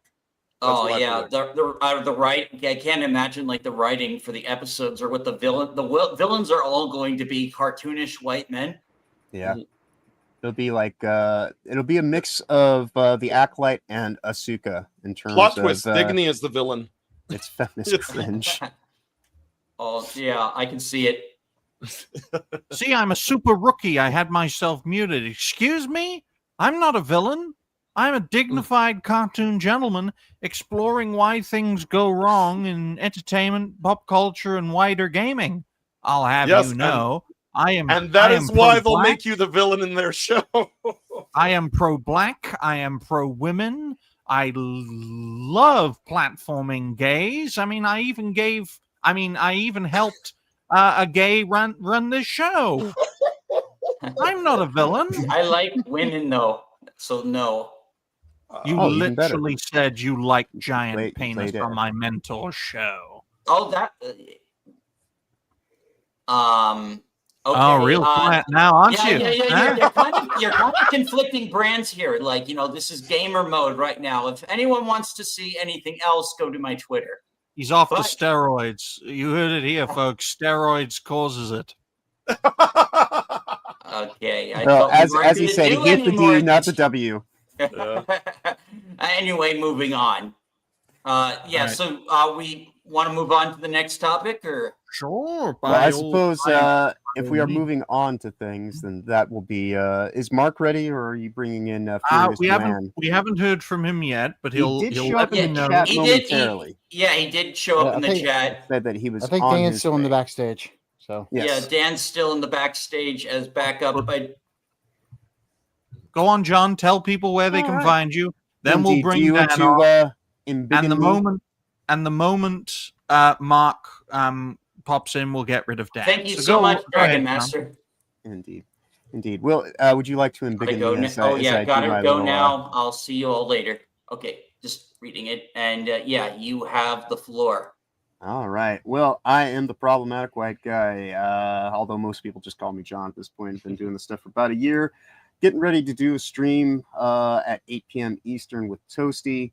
And until then, I'm probably just going to play some Metal Gear Solid. But you can see me throughout the week with her on Sundays, Tuesdays, Thursdays, and Friday at that time, bearing any unforeseen circumstances. Otherwise, I am with Will of the Fans and Rhoda throughout the week on Sundays, Tuesdays, and Thursdays on Will of the Fans' channel, bright and early at 9 a.m. Eastern. Tomorrow, you can find me on The Weekend Culture on Honey Badger's channel at 11 a.m. Eastern. And I'm not quite sure what we're getting into yet, so that's one of the things I need to figure out. I'm trying to make a thumbnail fit into the rest of my schedule for today. But thank you for everyone who showed up for this new Old White Road here on Dash's channel. Of course, everyone here on the panels, always a pleasure hanging out with you guys, no matter how short or long the interval may be. But with that said, I will allow a little bit more air back into the room so that you all can breathe a little bit easier and make my exit by simply saying, as I always do, safe travels ahead. Y'all have a wonderful weekend going forward. Of course, be awesome as always. And with that, I will hopefully see you all later at 8. Thank you so much. Catch you later, John. Thank you so much, John. All right. I guess solo. I'm trying to get everything back. There we go. Yeah. So now we can bring Dan on. Dan, you're on now. And the air just got sucked out of the room. Damn. I bet he's not even there now. No, it's good. It's good to have you here, Dan. Dan, this is the perfect reason why a dyslexic should never drive a car. The next topic, 2.4, I'll write down for a solid hour, 4 minutes. Dead, which is what we will all be if the network does not succeed. 2.4 is Helldivers 2 debuts on Xbox, sells more on release than to PlayStation, as Steam reigns supreme. Now, hopefully Sony do not mess up Helldivers 2 for Xbox like they did for their own customer base. I haven't checked out the game as of yet, folks. I've never really been a fan of games with an online component, especially where you have to pay, near full price for one of the games. But I remember as a passionate viewer back when Helldivers 2 did incredibly well. It was part of the gaming zeitgeist for months. It was the goose that laid the golden eggs, and then Sony completely destroyed what they had helped to create. And that was because they wanted direct control. And that's why I think it's very important for people to realize that in a collaborative effort, you've got to use the strengths of each part of the collaboration. Let's take this show, for example. And this show is a collaborative effort within the wider network. We've got the official host who hosts the show on his channel. We don't have any female hosts, folks, because not enough women do what we do, which is a shame. We need more women doing what we do. And then you've got the unofficial host, that being myself, who actually runs the show. Now, I don't operate the show, because Dash is doing that at the moment, but my mentor happens to be the operations manager for the wider network. He's happily retired from content creation, and he never wants to get in front of a camera ever again after what he's been through. But the collaboration Sony had with Steam at the time was, you go there, do this, do that. That's how Helldivers was working. A collaborative effort. And Sony, they shat the bed with that collaboration. They wanted all the control. They wanted all the data from the Steam users, the Steam gamers. And that shit wasn't going to fly. And it's they as simple altered as that. the deal. They altered the Exactly. deal. Exactly. Dash, what was that? No, exactly. No, I am just agreeing, and I'm looking at. So apparently, it sold 1 million copies on Xbox and only 700K Yes. on PlayStation. Wow, that's impressive.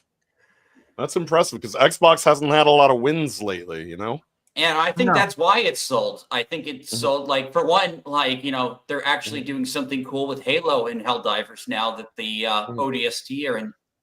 There's a lot of potential, gentlemen, in the Xbox brand and in all the franchises they currently control.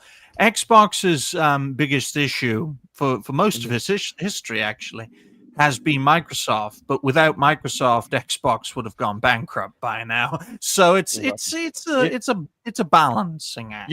You know what I think sort of played into this though is that Helldivers 2 was already sort of a known sort of popular brand. With everything on PC, with everything on PlayStation at the time. And I think that there was a level of hype that sort of started to build around it. So when Xbox players heard they were going to be able to get in on that hype train, I think that it gave them something to motivate them to turn out for this game and actually purchase this game.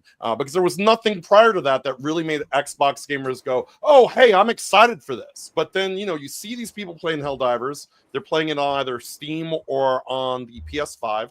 And it looks like a fun time. You're left out because you're an Xbox guy. And they go, hey, we're bringing it to you too. And it's sort of a big win for sort of both of them because now Xbox has something that people actually want and want to play on Xbox. And you've also sort of rebuilt a community that the hype was already over on PlayStation for the most part. On Steam for the most part, it was dwindling. So you've now revitalized that community in bringing it to the Xbox. So strategically, this was a very smart play by Sony. And they don't usually make that many smart plays, if we're being honest.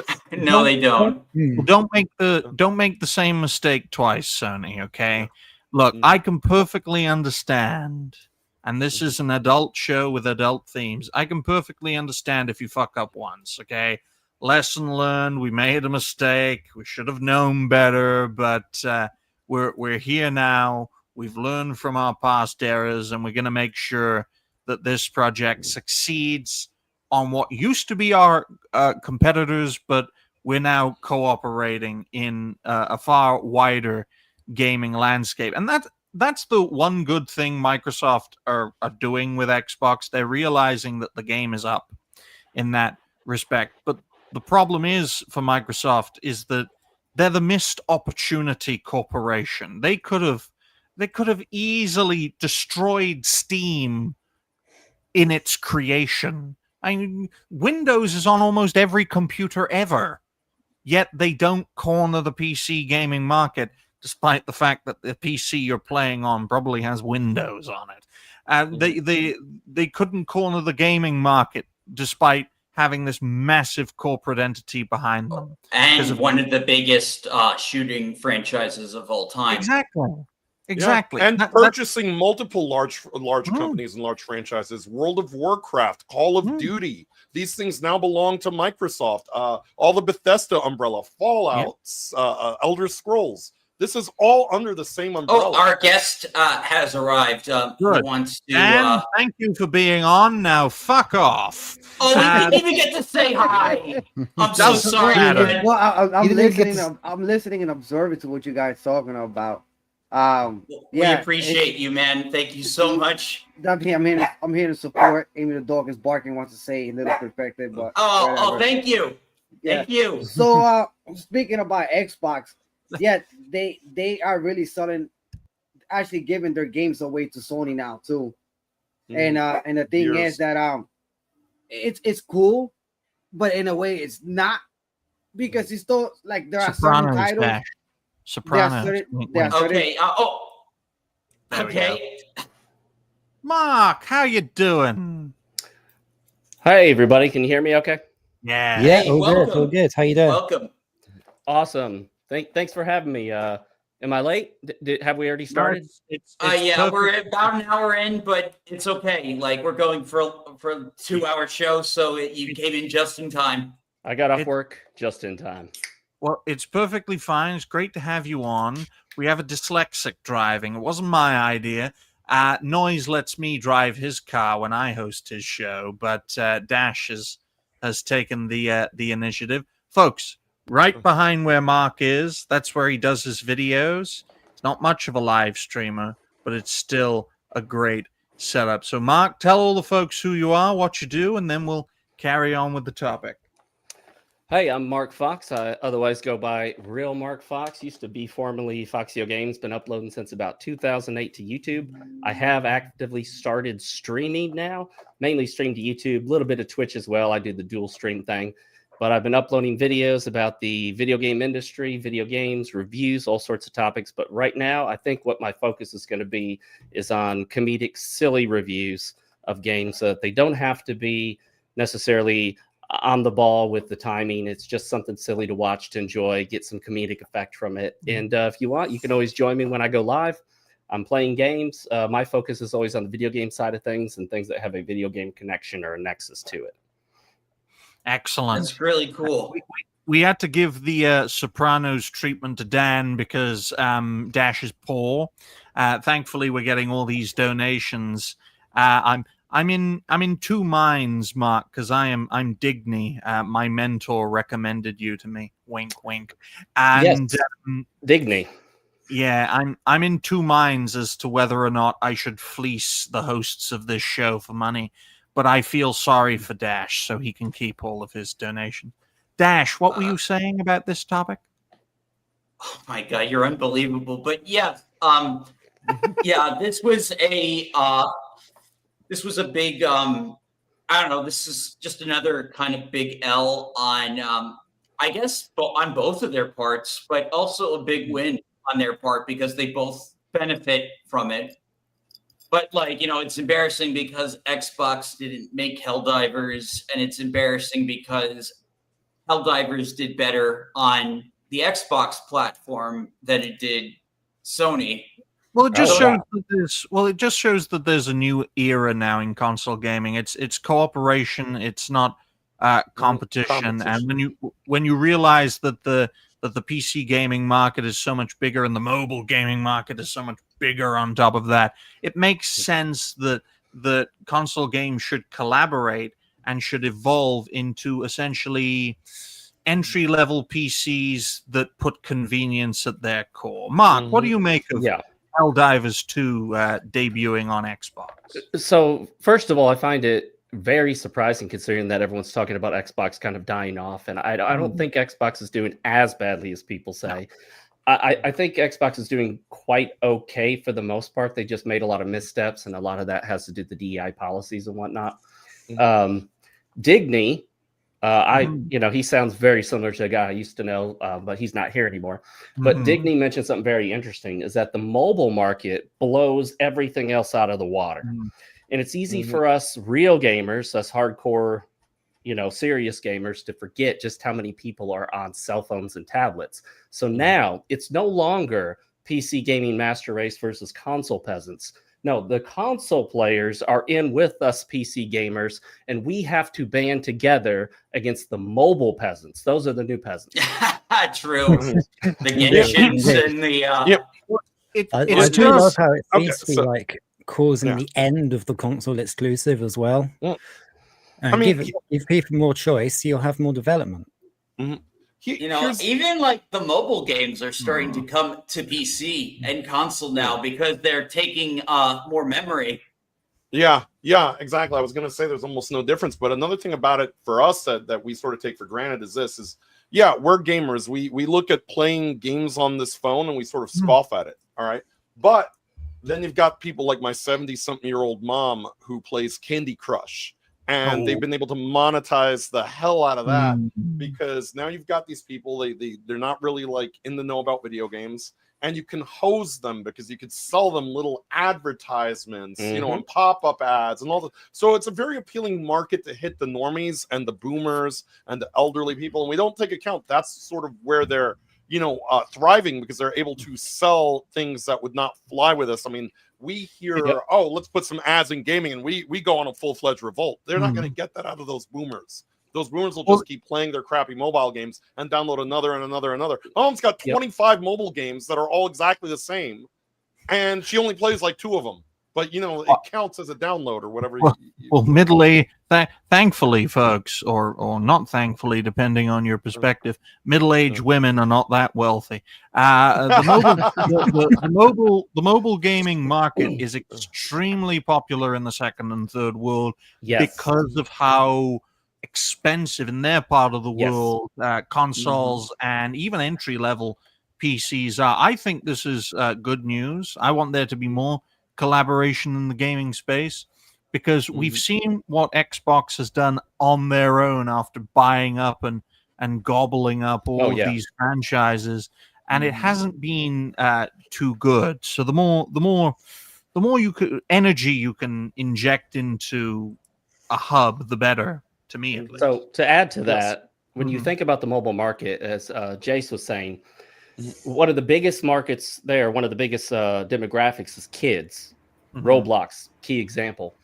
Also, you have a lot of the Asian market where people spend very little time at home, especially like in Japan, where students are out at the school nearly the entire day, even after classes have ended, or workers who are at work for a large portion of the day. They're commuting on trains, buses, and other forms of transportation where they do not have to pay attention. They're not driving.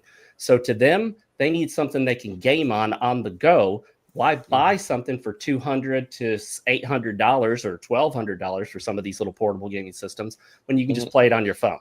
Exactly. Well, let's ask Red and Rhoda what they make of this topic, because we don't want to exclude anyone. We're a very welcoming community within the network, especially if you're a minority. So, Red, except the Dan. What do you make of this topic?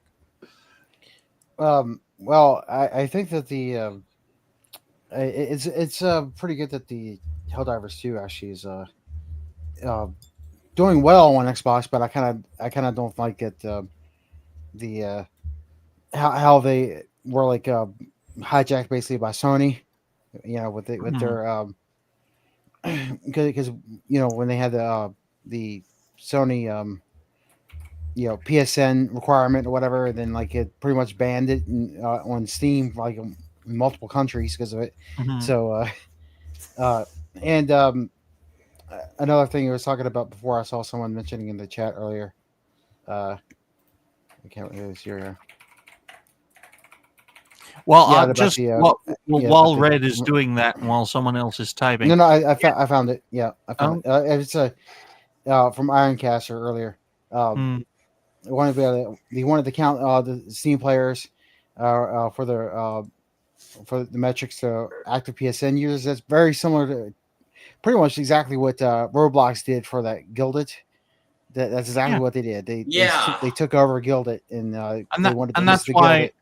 and that's why Roblox has more of a player base than even Steam, because of all the collaborations they make and all the things that they gobble up. Although I do find it very important to mention what Jose, that's what I call Jace. I call him Jose because he looks Mexican. Yes, Microsoft has collaborated. It wasn't with, I don't think it was with Asus. It was with the Republic of Gamers for the handheld Xbox. Yeah, Now, Asus is Republic of Gamers. That's the same company. That's their brand. No, I'm so much of a rookie. I didn't know they were the same thing.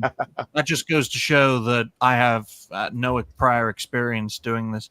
But I will point out right here, right now, that the last thing I expected Xbox to do was collaborate to make a handheld.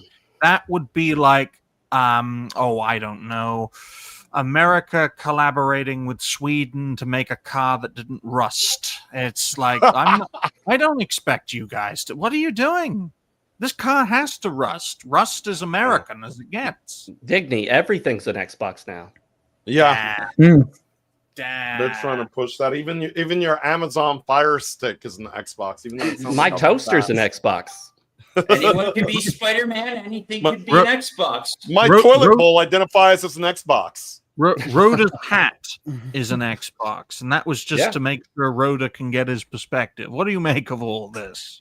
Yeah, thanks to remind me about that PSN thing. I completely your hat is an Xbox? Well done. What is an Xbox? Your hat. My hat. Oh, yeah.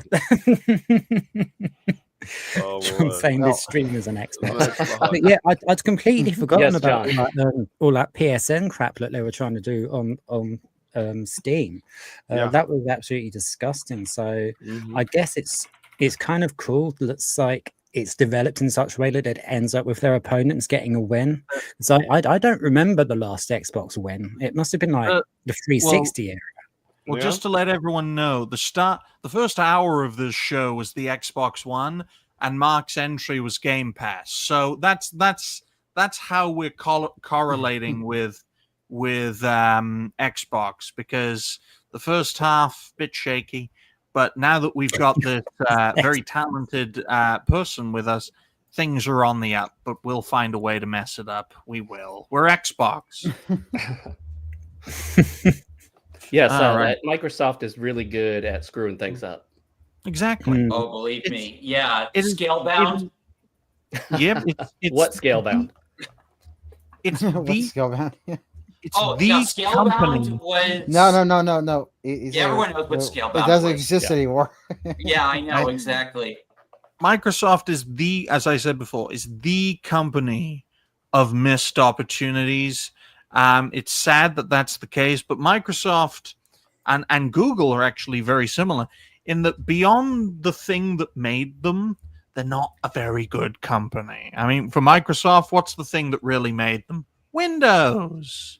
Windows. And for Google, the search engine. Okay, YouTube wasn't made by them. Okay, they bought it and they just let it do its own thing. No wonder it's such a stellar success. And that's the thing the corporate types need to understand, and I think this is a great conclusion to this topic, is that be custodians. Don't take charge of the things you buy up. Be custodians of them. Be protectors of them, right? And let the creative types that you actually bought out take the reins, see where it goes. If it goes wrong like Bungie did for Sony, then you can meddle and do your own thing. But just in the first instance, be custodians. And Xbox actually did a very good job at being custodians with Bethesda. And that they told Bethesda, no, we're delaying Starfield. Get it done, but get it right. We don't want Fallout 76 levels of buggy, broken nonsense. We want a game that will do well for the first month or two, make us hundreds of millions of dollars, which it did, and then no one will ever hear from it in 12 months. And that's exactly what it. I know you laugh, Jose, but that was considered. Starfield was considered Xbox's greatest success when it released. So I think on that note, how many topics do we have left? 2. All right, then. Let's move on to the 5th one, which should have been the 3rd one, but don't worry. Thank you, John. Problematic John. We have too many Johns in this damn community. 2.5, 1 hour, 25 minutes, dead. 2.5, which should have been 2.3, is Saudi Arabia buys up Evo, a bright new era, or another corporate catastrophe. Dash recommended this topic, so I'll let him drive the car. So, as you know, Evo has been,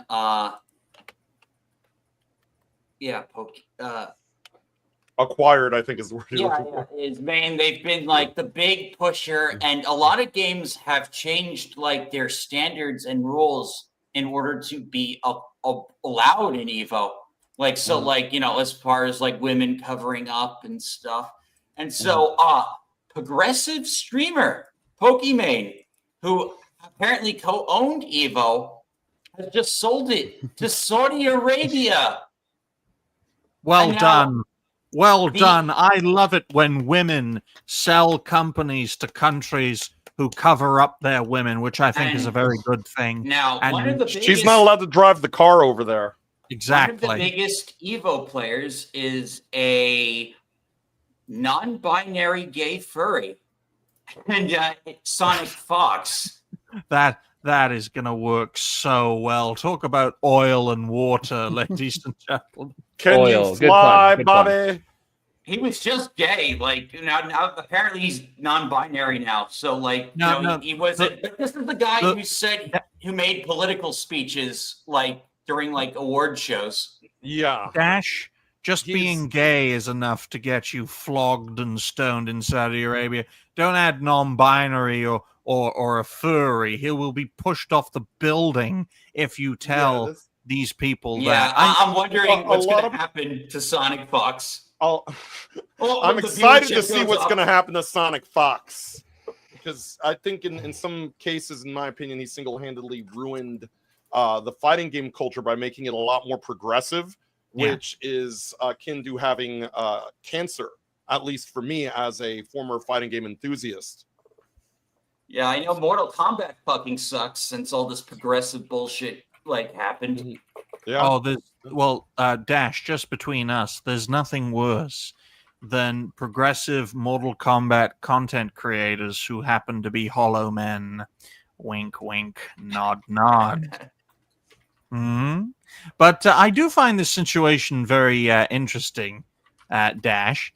Looking at this buyout, we're going to see more of this happening in the future. You're going to see more and more corporate buyouts. I didn't tell Marc any of the topics because I didn't know when he would turn up. So he may be like a deer in the headlights, but that's fine. We'll get everyone's perspective first, then our special guests. But I find this so interesting that you're going to see such a culture clash to the point where Evo will be a shadow of its former self, and it might just be a good thing. Because the Saudis do value talent. They do. Yeah, so some of my fans are actually very excited about this, especially since a very well-known Saudi prince has actually owned the SNK game studio that makes Samurai Showdown and I think Fatal Fury, City of the Wolves, King of Fighters, Samurai Showdown, Art of Fighting. I'm an SNK enthusiast, so I kind of know all this. Yeah, so like, and apparently, like, they've kept their culture under his reign. Absolutely. My sure knew his tits are still out. Just saying. Well, that's because he values the best bits of Western society, and he wants to incorporate, once he becomes king, of course, he wants to incorporate them into his society. What he doesn't want to do. You know this guy. Yeah. Well, yes, he's Mohammed bin Salman. Yeah, he's practically in charge because his father's a fossil. The king, he is. Look, if I was in my 70s or 80s and I had a 20, 30-year-old son, be like, son, just do all this for me. I want to retire, but I'm still keeping the position because tradition. This is a man who the Crown Prince, Mohammed bin Salman, who wants to take the best bits of the Western world and incorporate them in Saudi society. What he doesn't want is this brain rot nonsense that comes with the Western world, and he wants to keep the Saudi Arabian society under the House of Saud. That's where it gets its name, folks, royal family, and maintain the traditions of that country, of that culture, and of that people, even though that culture, even though that people turned out to cause 9/11. And I'm just going to say it. They did. No, that was open. The government, that's like people know Osama bin Laden was Saudi Arabian. Just want to let you guys know.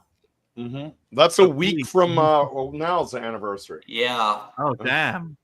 We need to do a 9/11 show. Where were you during 9/11? Yeah, there we go. My third grade classroom. Oh, damn. Working at Toys R Us. Oh, damn. A baby. Galaxy Red. I was doing a paper round. Oh, damn. Galaxy Red, save us. Save us. Tell us about this topic. What do you make of it? Please. I'm not really big into Evo much, so I don't really know what to say. So Christ, I asked for a life. I asked for someone to help us to swim to shore, and he can't swim. Rhoda, Rhoda, please save us.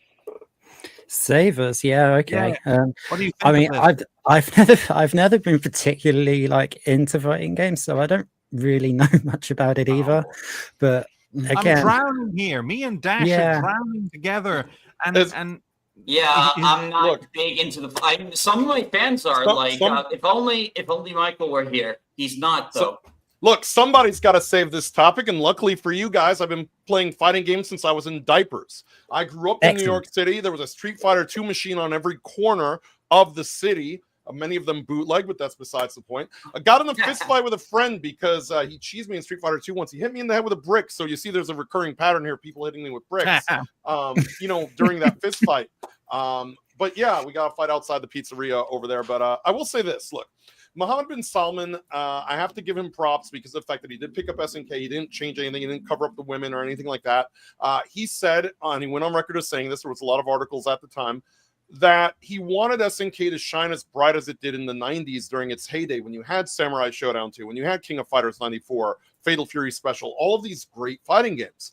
And so in some ways, SNK has been a bit of the saving grace that hasn't swallowed the load of DEI that Capcom has. Capcom has started to course correct a little bit with Street Fighter 6, but at the beginning of Street Fighter 6, you had everything from fruit booty announcers to, a lot of weird non-binary nonsense.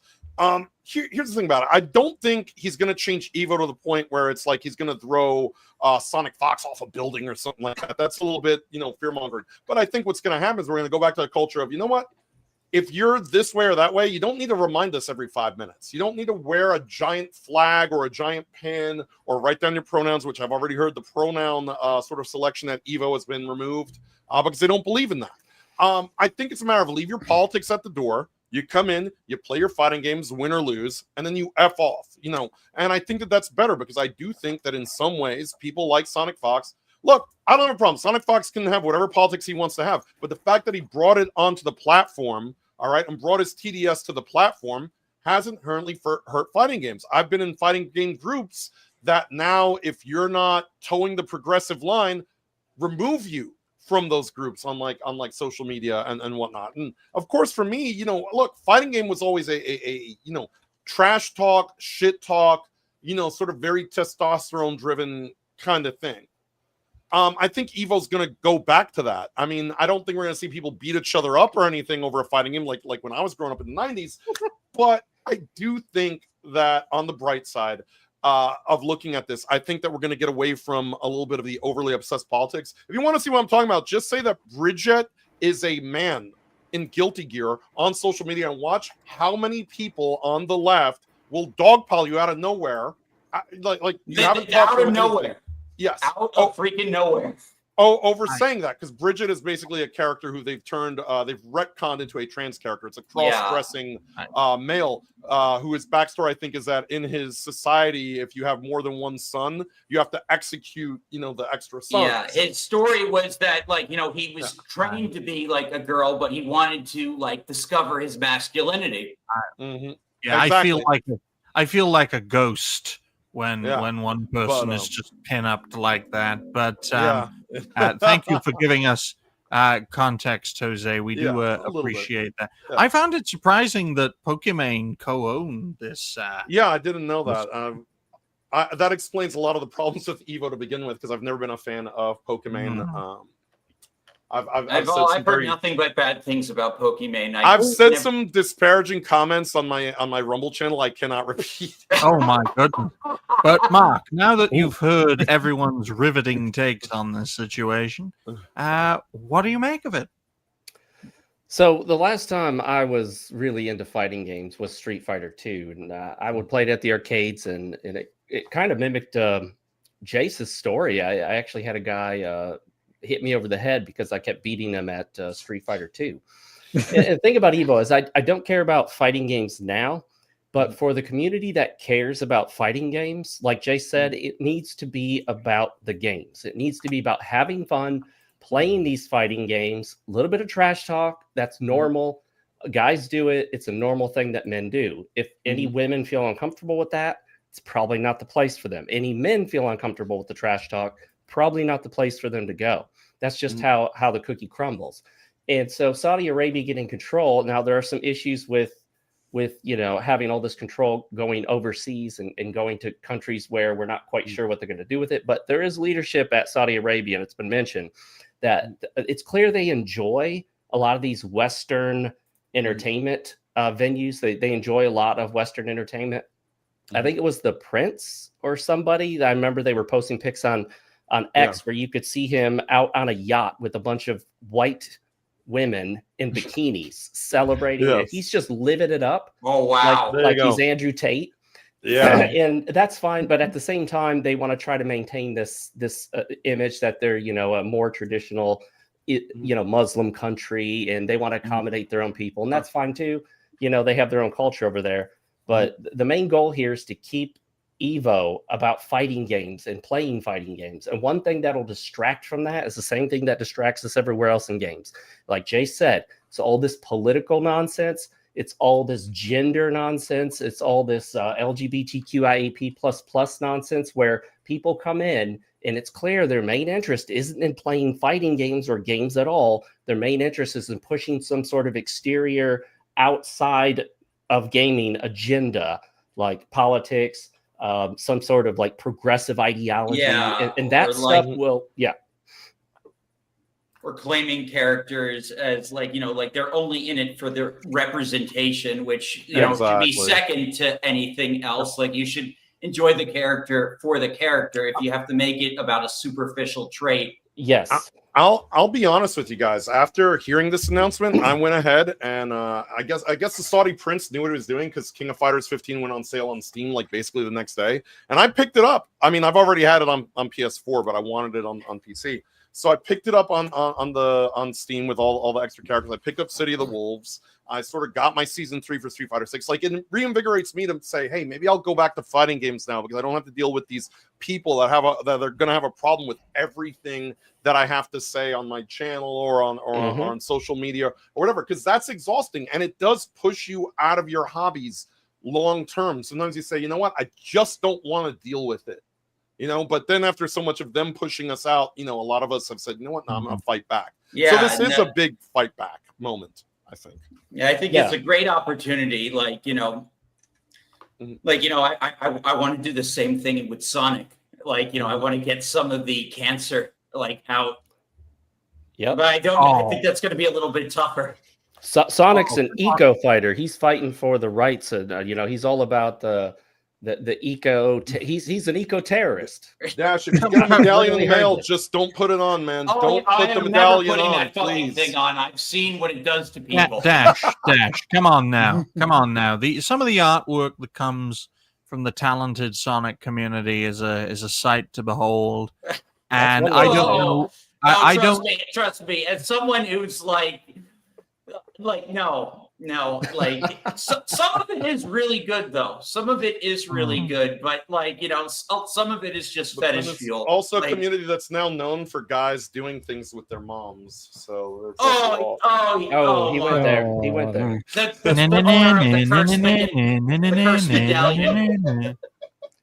Hey, We but have do you remember when people, whether it's fighting games or RPGs, we talked about the games themselves, the Yes. mechanics, the story, the music, the characters. Exactly. And now so many of these avenues, so many of these little subcultures within gaming, the conversation is constantly being pushed toward this exterior outside nonsense about, is this character trans? Is this character gay? Is this character that has nothing this to do is with the game. exactly why I mainly almost exclusively play retro games. Yeah. And I hardly play anything new. It's not just about like the games being all like DEI infected and stuff, which is just annoying. It's about the like you're saying, it's about the communities around them. Like I don't I don't want people to tell me that I'm some kind of horrible person because I want the characters in my game to be, I'll go ahead and say it, normal. So I just stick with retro communities. That's why you're here. That's why you're on a panel, which Exactly. is almost exclusively one thing, because that's normal. We'd like some of the others, but there are far too few women doing what we do. And most women in our space are crazy. So hence Pokemon. Hence Pokemon. Exactly. You want to buy some dollar store cookies for $12? There you go. Hey, if you're a poor boy, just say it. Well, if you want to make a name for yourself on social media, on content or in content creation as a female, fart in a jar or start an OnlyFans. That seems to be the only way you can go far as a rising star, folks. Why don't we start only games for girls, where girls get in there and they only play the games? That would be kind of amazing. I want to see that.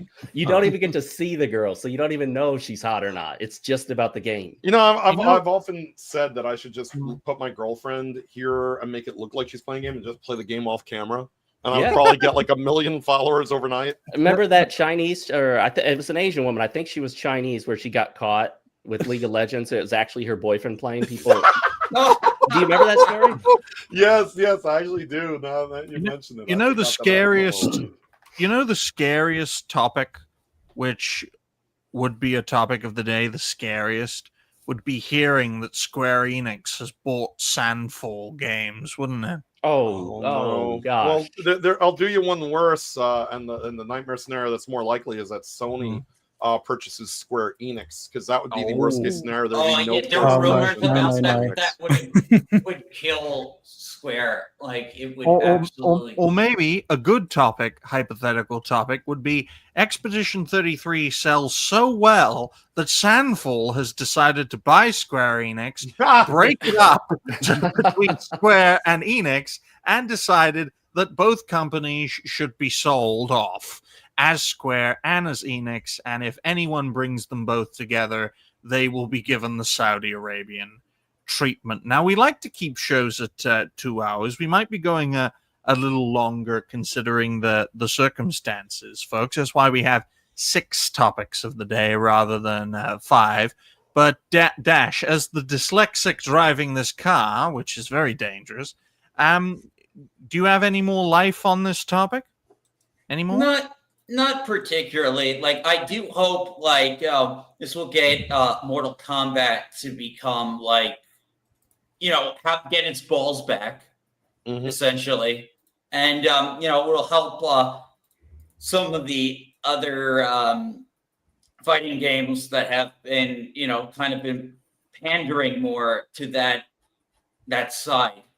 Well, fighting. I'll happily wrap this topic up by saying that fighting games and Tomb Raider are products of their time. They had their time to shine, and then they ultimately fade away. And every effort to bring them back to life, reanimate the dead, folks. Bring back your dead mother from the grave. Is she going to look good? No, she ain't.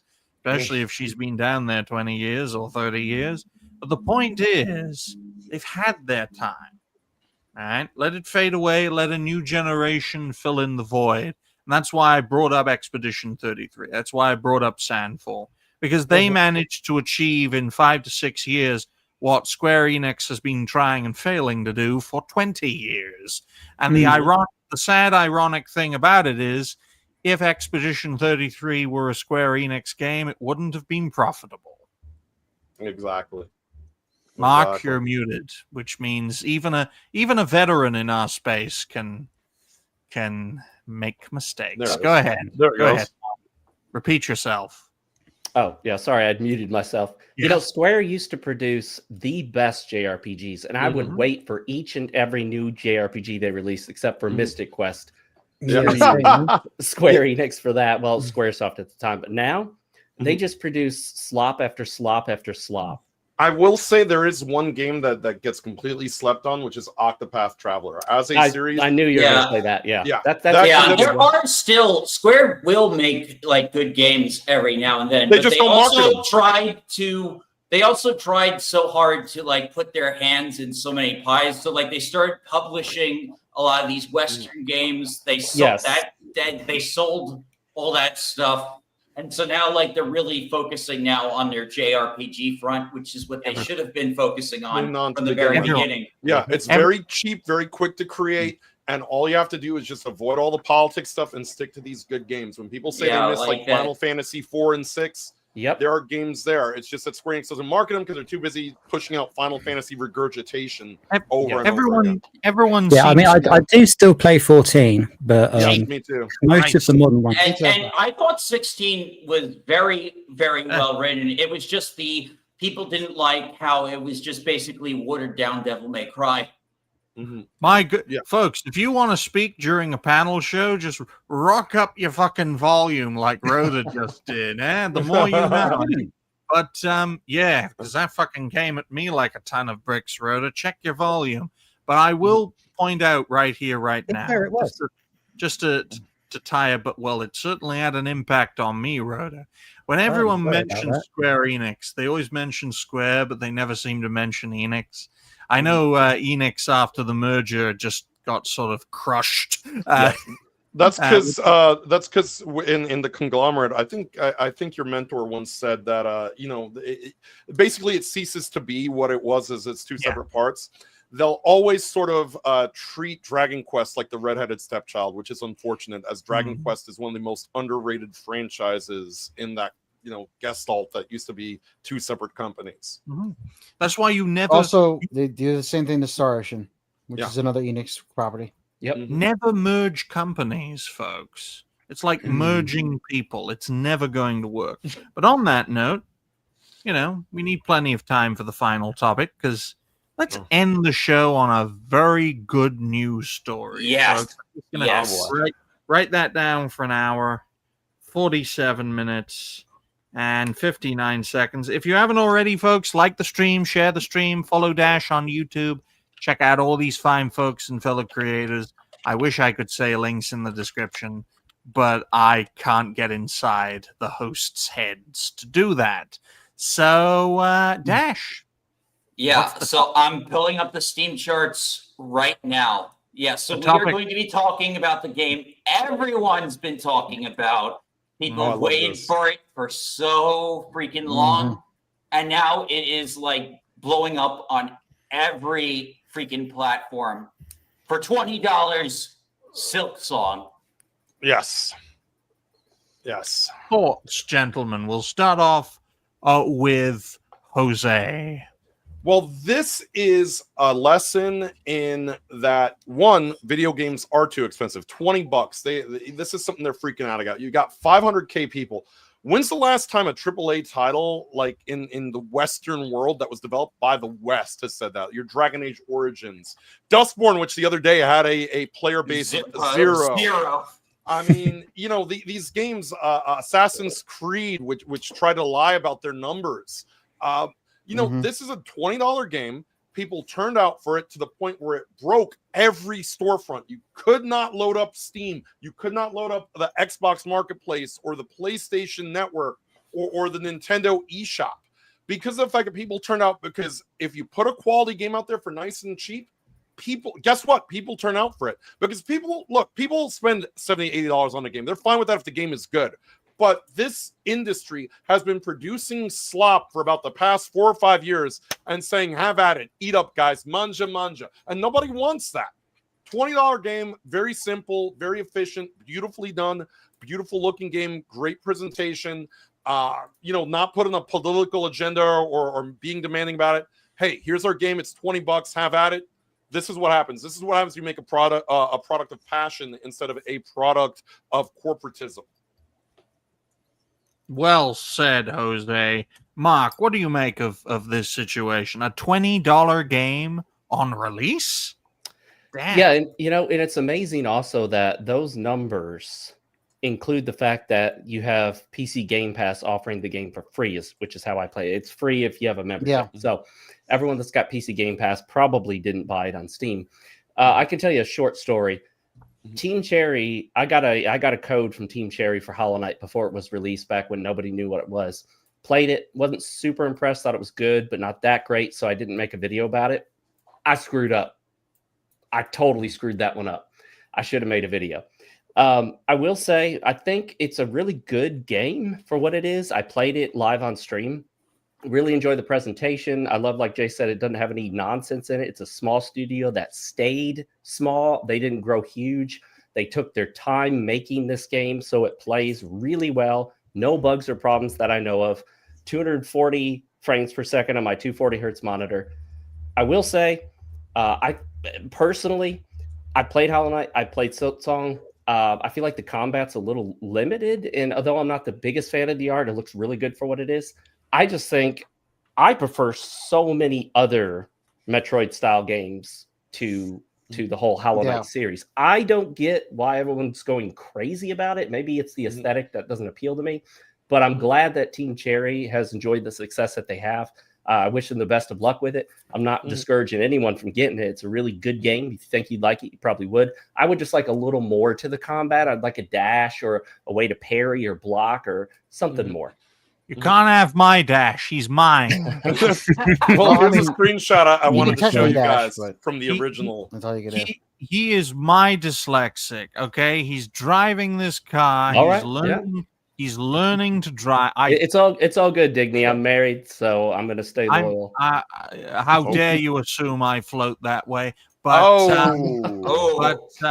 I so desperately want to drive this car, but I know Dash it's my show.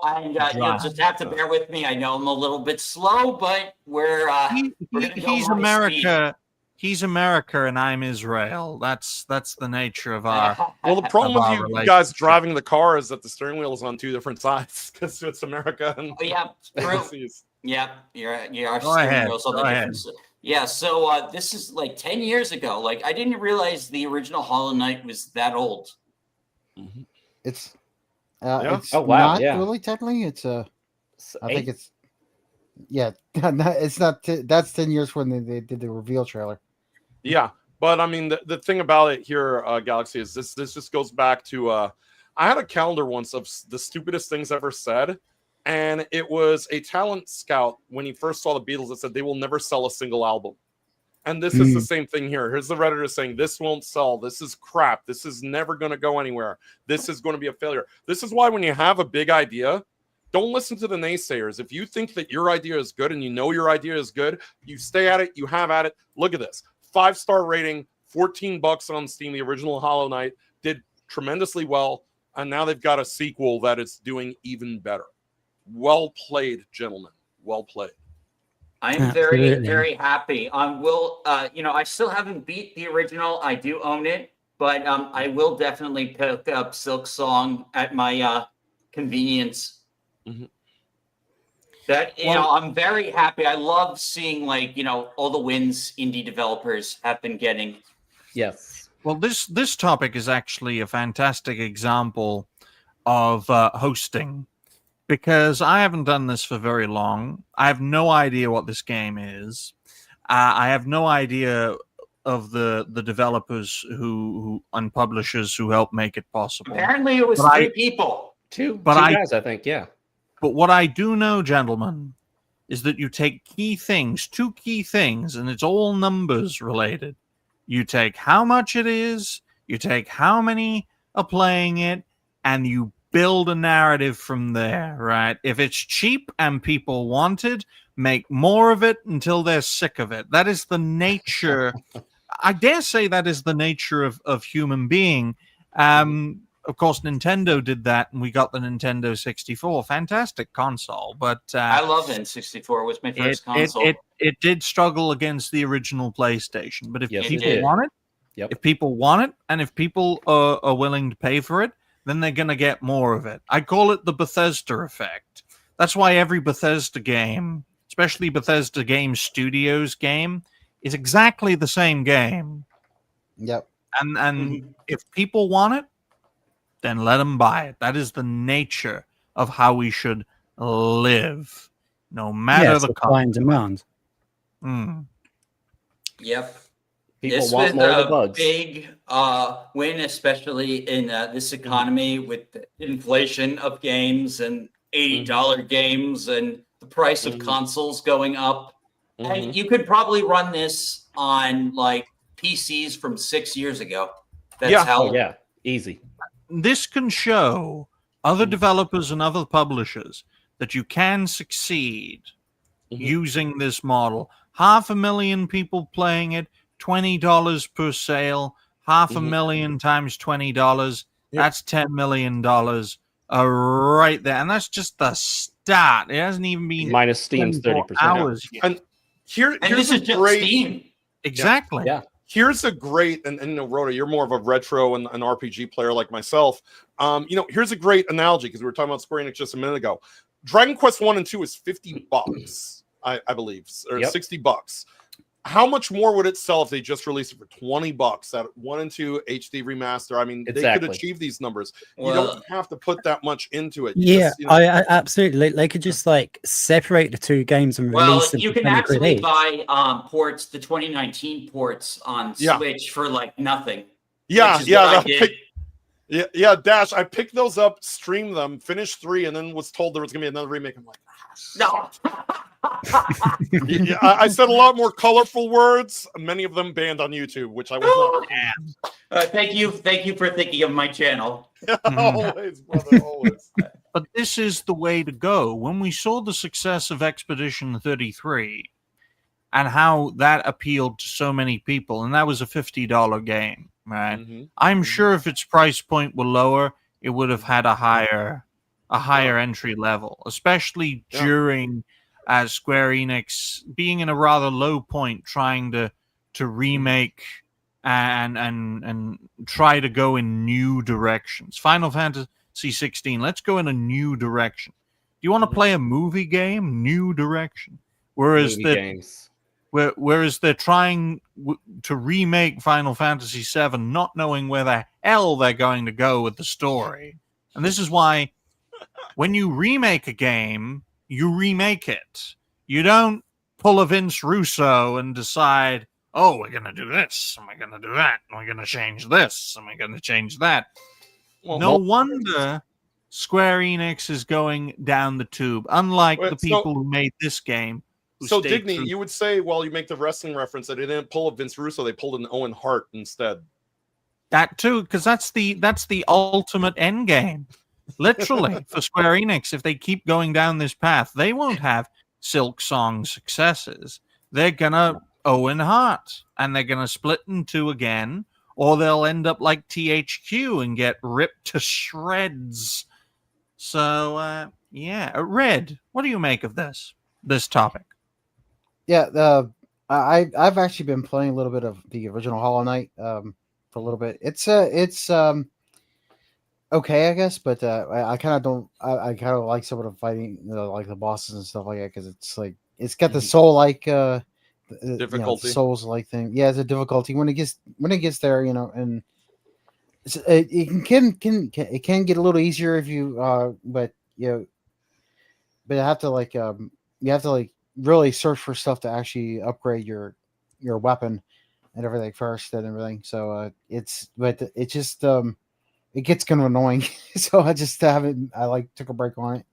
I'll probably get back to it eventually. But so Silk Song. I do like that it's a level at $20, but because it is a very indie game anyway. So and I don't think they should be making it more expensive. But that's good as they didn't, right? So. You know what's funny, Galaxy? You just hit a nail on the head there. You sort of stumbled upon a great point.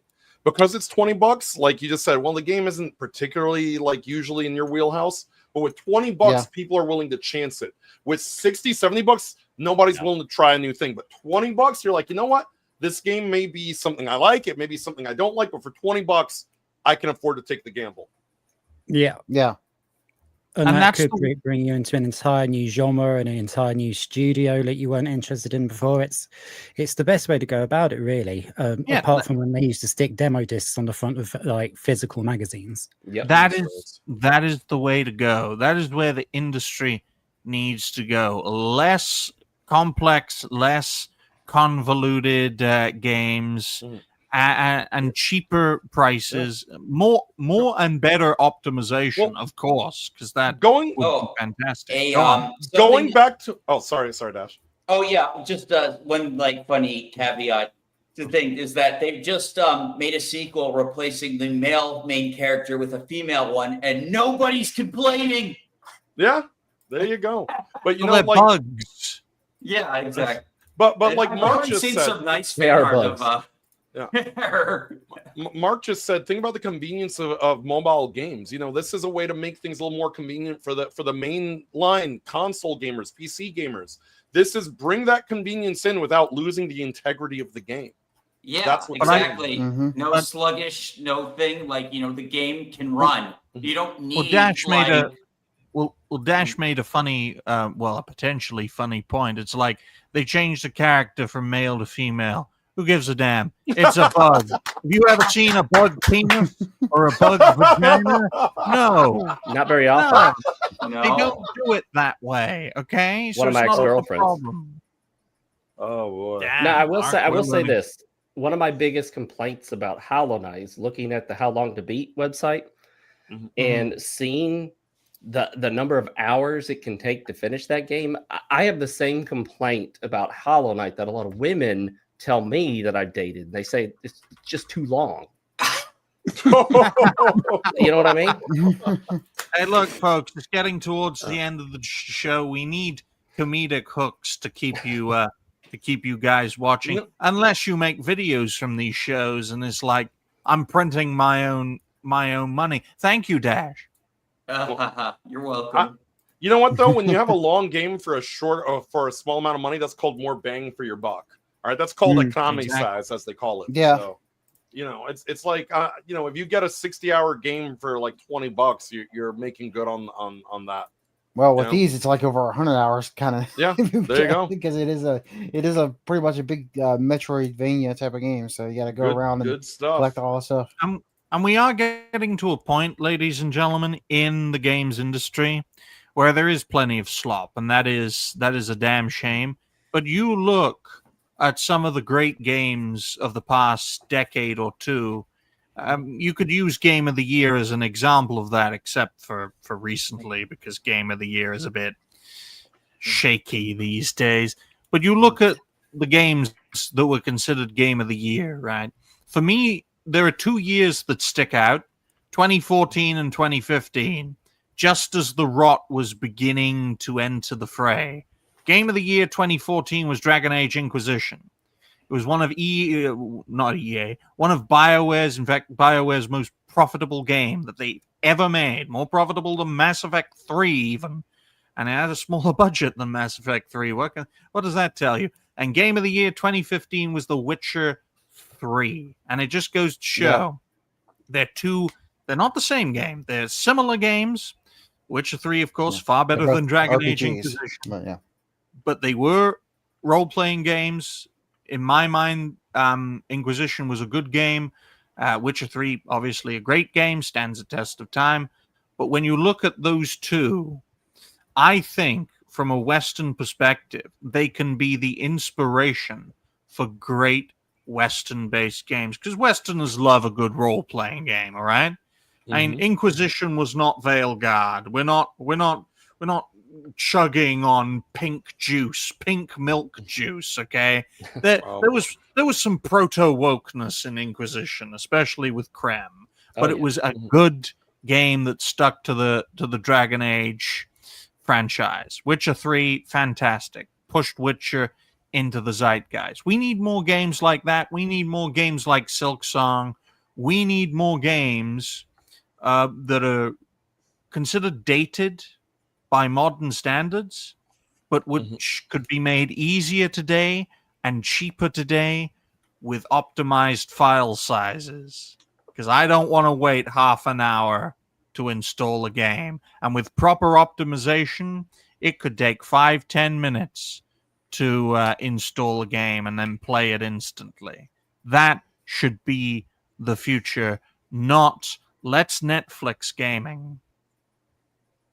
So that's that's why I've been against Game Pass. I don't want gaming to be Netflix. No. Yeah, I hate that idea. You know. Well, one good thing about Game Pass is that it killed Stadia, especially with xCloud. Stadia. I think the greatest achievement Xbox has ever done is stopped Google entering gaming. And Amazon's cloud gaming. Amazon tried one too. Luna, I believe it was called. Yeah, and Luna did not succeed either. So I think props to Microsoft for stopping Google gaming, because that would have been an utter disaster. Disaster. Well, to be fair, Microsoft didn't do it for us. They did it because they like what the left likes, and that's the A word that involves ending lives. It's the xCloud, right? That I think is truly innovative, but it's being used for the wrong reasons. Yeah. I think a lot of it is they're trying to inflate their numbers. They can inflate their numbers a lot more easy with Game Pass.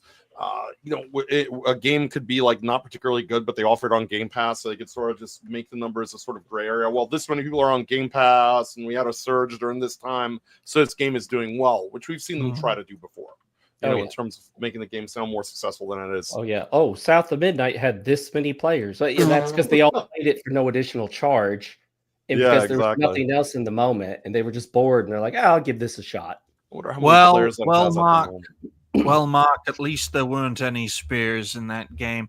Anything else to add on this topic, Tash? Just go indie gaming, go affordability, just go gamers. Yeah. Oh no. I got something for you guys. One last thing before we go. Just let's compare, guys, since it was brought up. Let's compare the numbers.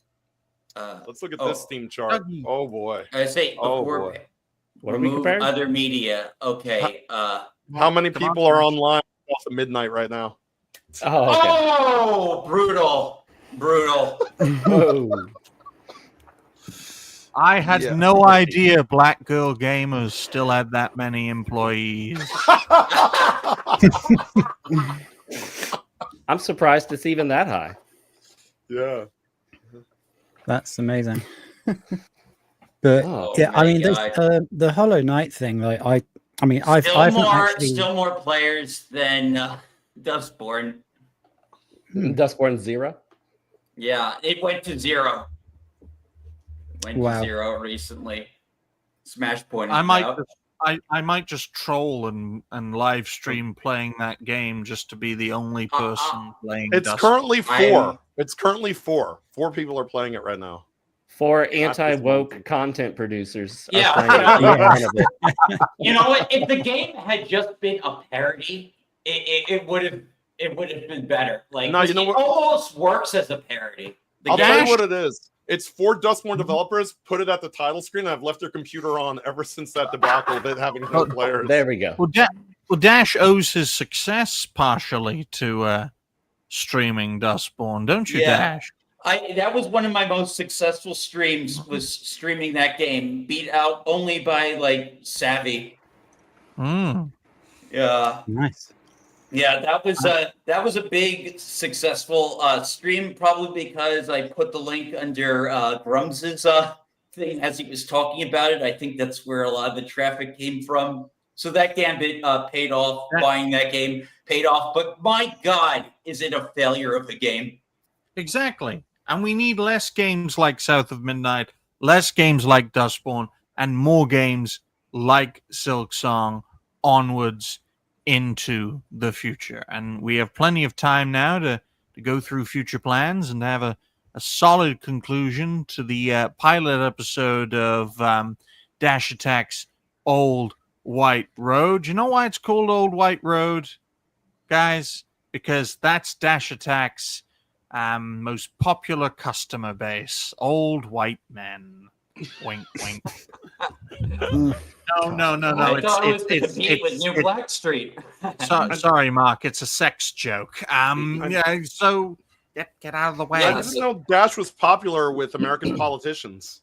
Yeah. I got like people in Congress watching. Yeah. Who's Dash Attack's most loyal customer? Lindsey Graham. On that note, ladies and gentlemen. Mark, you're the guest. You do your shills first. All right. Well, I have my channel called Real Marc Foxx. It's on YouTube. Thought about going to Rumble and doing some stuff over there, but we'll see. Right now, moving forward, I'm going to be streaming a lot more. I try to stream every Monday and Thursday at 6 p.m. Eastern. Sometimes start just a bit early. Always streaming games. And my focus now is going to be this new series I call An Absurdly Stupid Review Of, where it's not a legitimate review. You're not watching this to see if you want to buy the game. I'm just playing the game. I'm talking about stupid stuff about it, cracking jokes, making silly comparisons, contrasting it, and bringing up whatever nonsense I can to try to make it entertaining to watch, even if you don't care about the game. The one I just released is Stellar Blade. That was an easy one to focus on the gooner aspect of things over at what I call the G3 Brigade, gaming, grifting, and gooning. I'm doing a good job at two of those. Not doing a great job at the grifting, but I'm definitely gaming and I'm definitely gooning. Same here, buddy. All right, Jose. All right. Well, I'm Jace with Cancel This Podcast. We come to you live every Thursday night, 11:15 p.m. Eastern Standard Time, where myself and my co-host John Eric produce politics versus pop culture with snark, sarcasm, and satire, uncensored, unfiltered, and unapologetic. Also, I do gaming streams throughout the week on the Cancel This Podcast channel over on Rumble. Mainly because of the fact, as you might be able to tell by this stream, I am too crude for YouTube. So I'll be there doing some streams, primarily RPGs, JRPGs. When I'm gaming, may get back into fighting that the Saudis have purchased Evo. And of course, I am always occasionally here on the reality-based network brands when I'm able to be here, when I'm not working my ass off. Because like every other Puerto Rican, I have 3, 4, 5, 6 jobs and a mother who's 250 years old. So I don't want to get the chancla. I do have to take care of things. I am so glad you said that at the end of this show, so no one will watch it. Yeah. All right, Rhoda, your turn. Okay, my turn. All right. Well, provided the guy who agreed to swap shifts with me doesn't let me down, I'll be on with the fans on Sunday. Monday and Tuesday, I have my own gaming streams. I try to alternate Mega Drive Monday, which is everywhere else in the world for Genesis, with Mario Monday and then Tomb Raider Tuesday, and be back on Will of the Fans on Tuesday as well. And I'll be doing as many of the shows for the network as I can, or as I'm wanted for, just depending on work, and hopefully have some more music out before the end of next week as well. You have to get on. You have to get on a lot of men to make things happen, don't you, Rhoda? Yeah, man. There you go. That's how you take it. Dash. Red. Oh, hey, we got a last-minute donation. All right, time to Dustborn, reality-based versus Dustborn. It's all for the views and the fans. We're going to go for the Dustborn.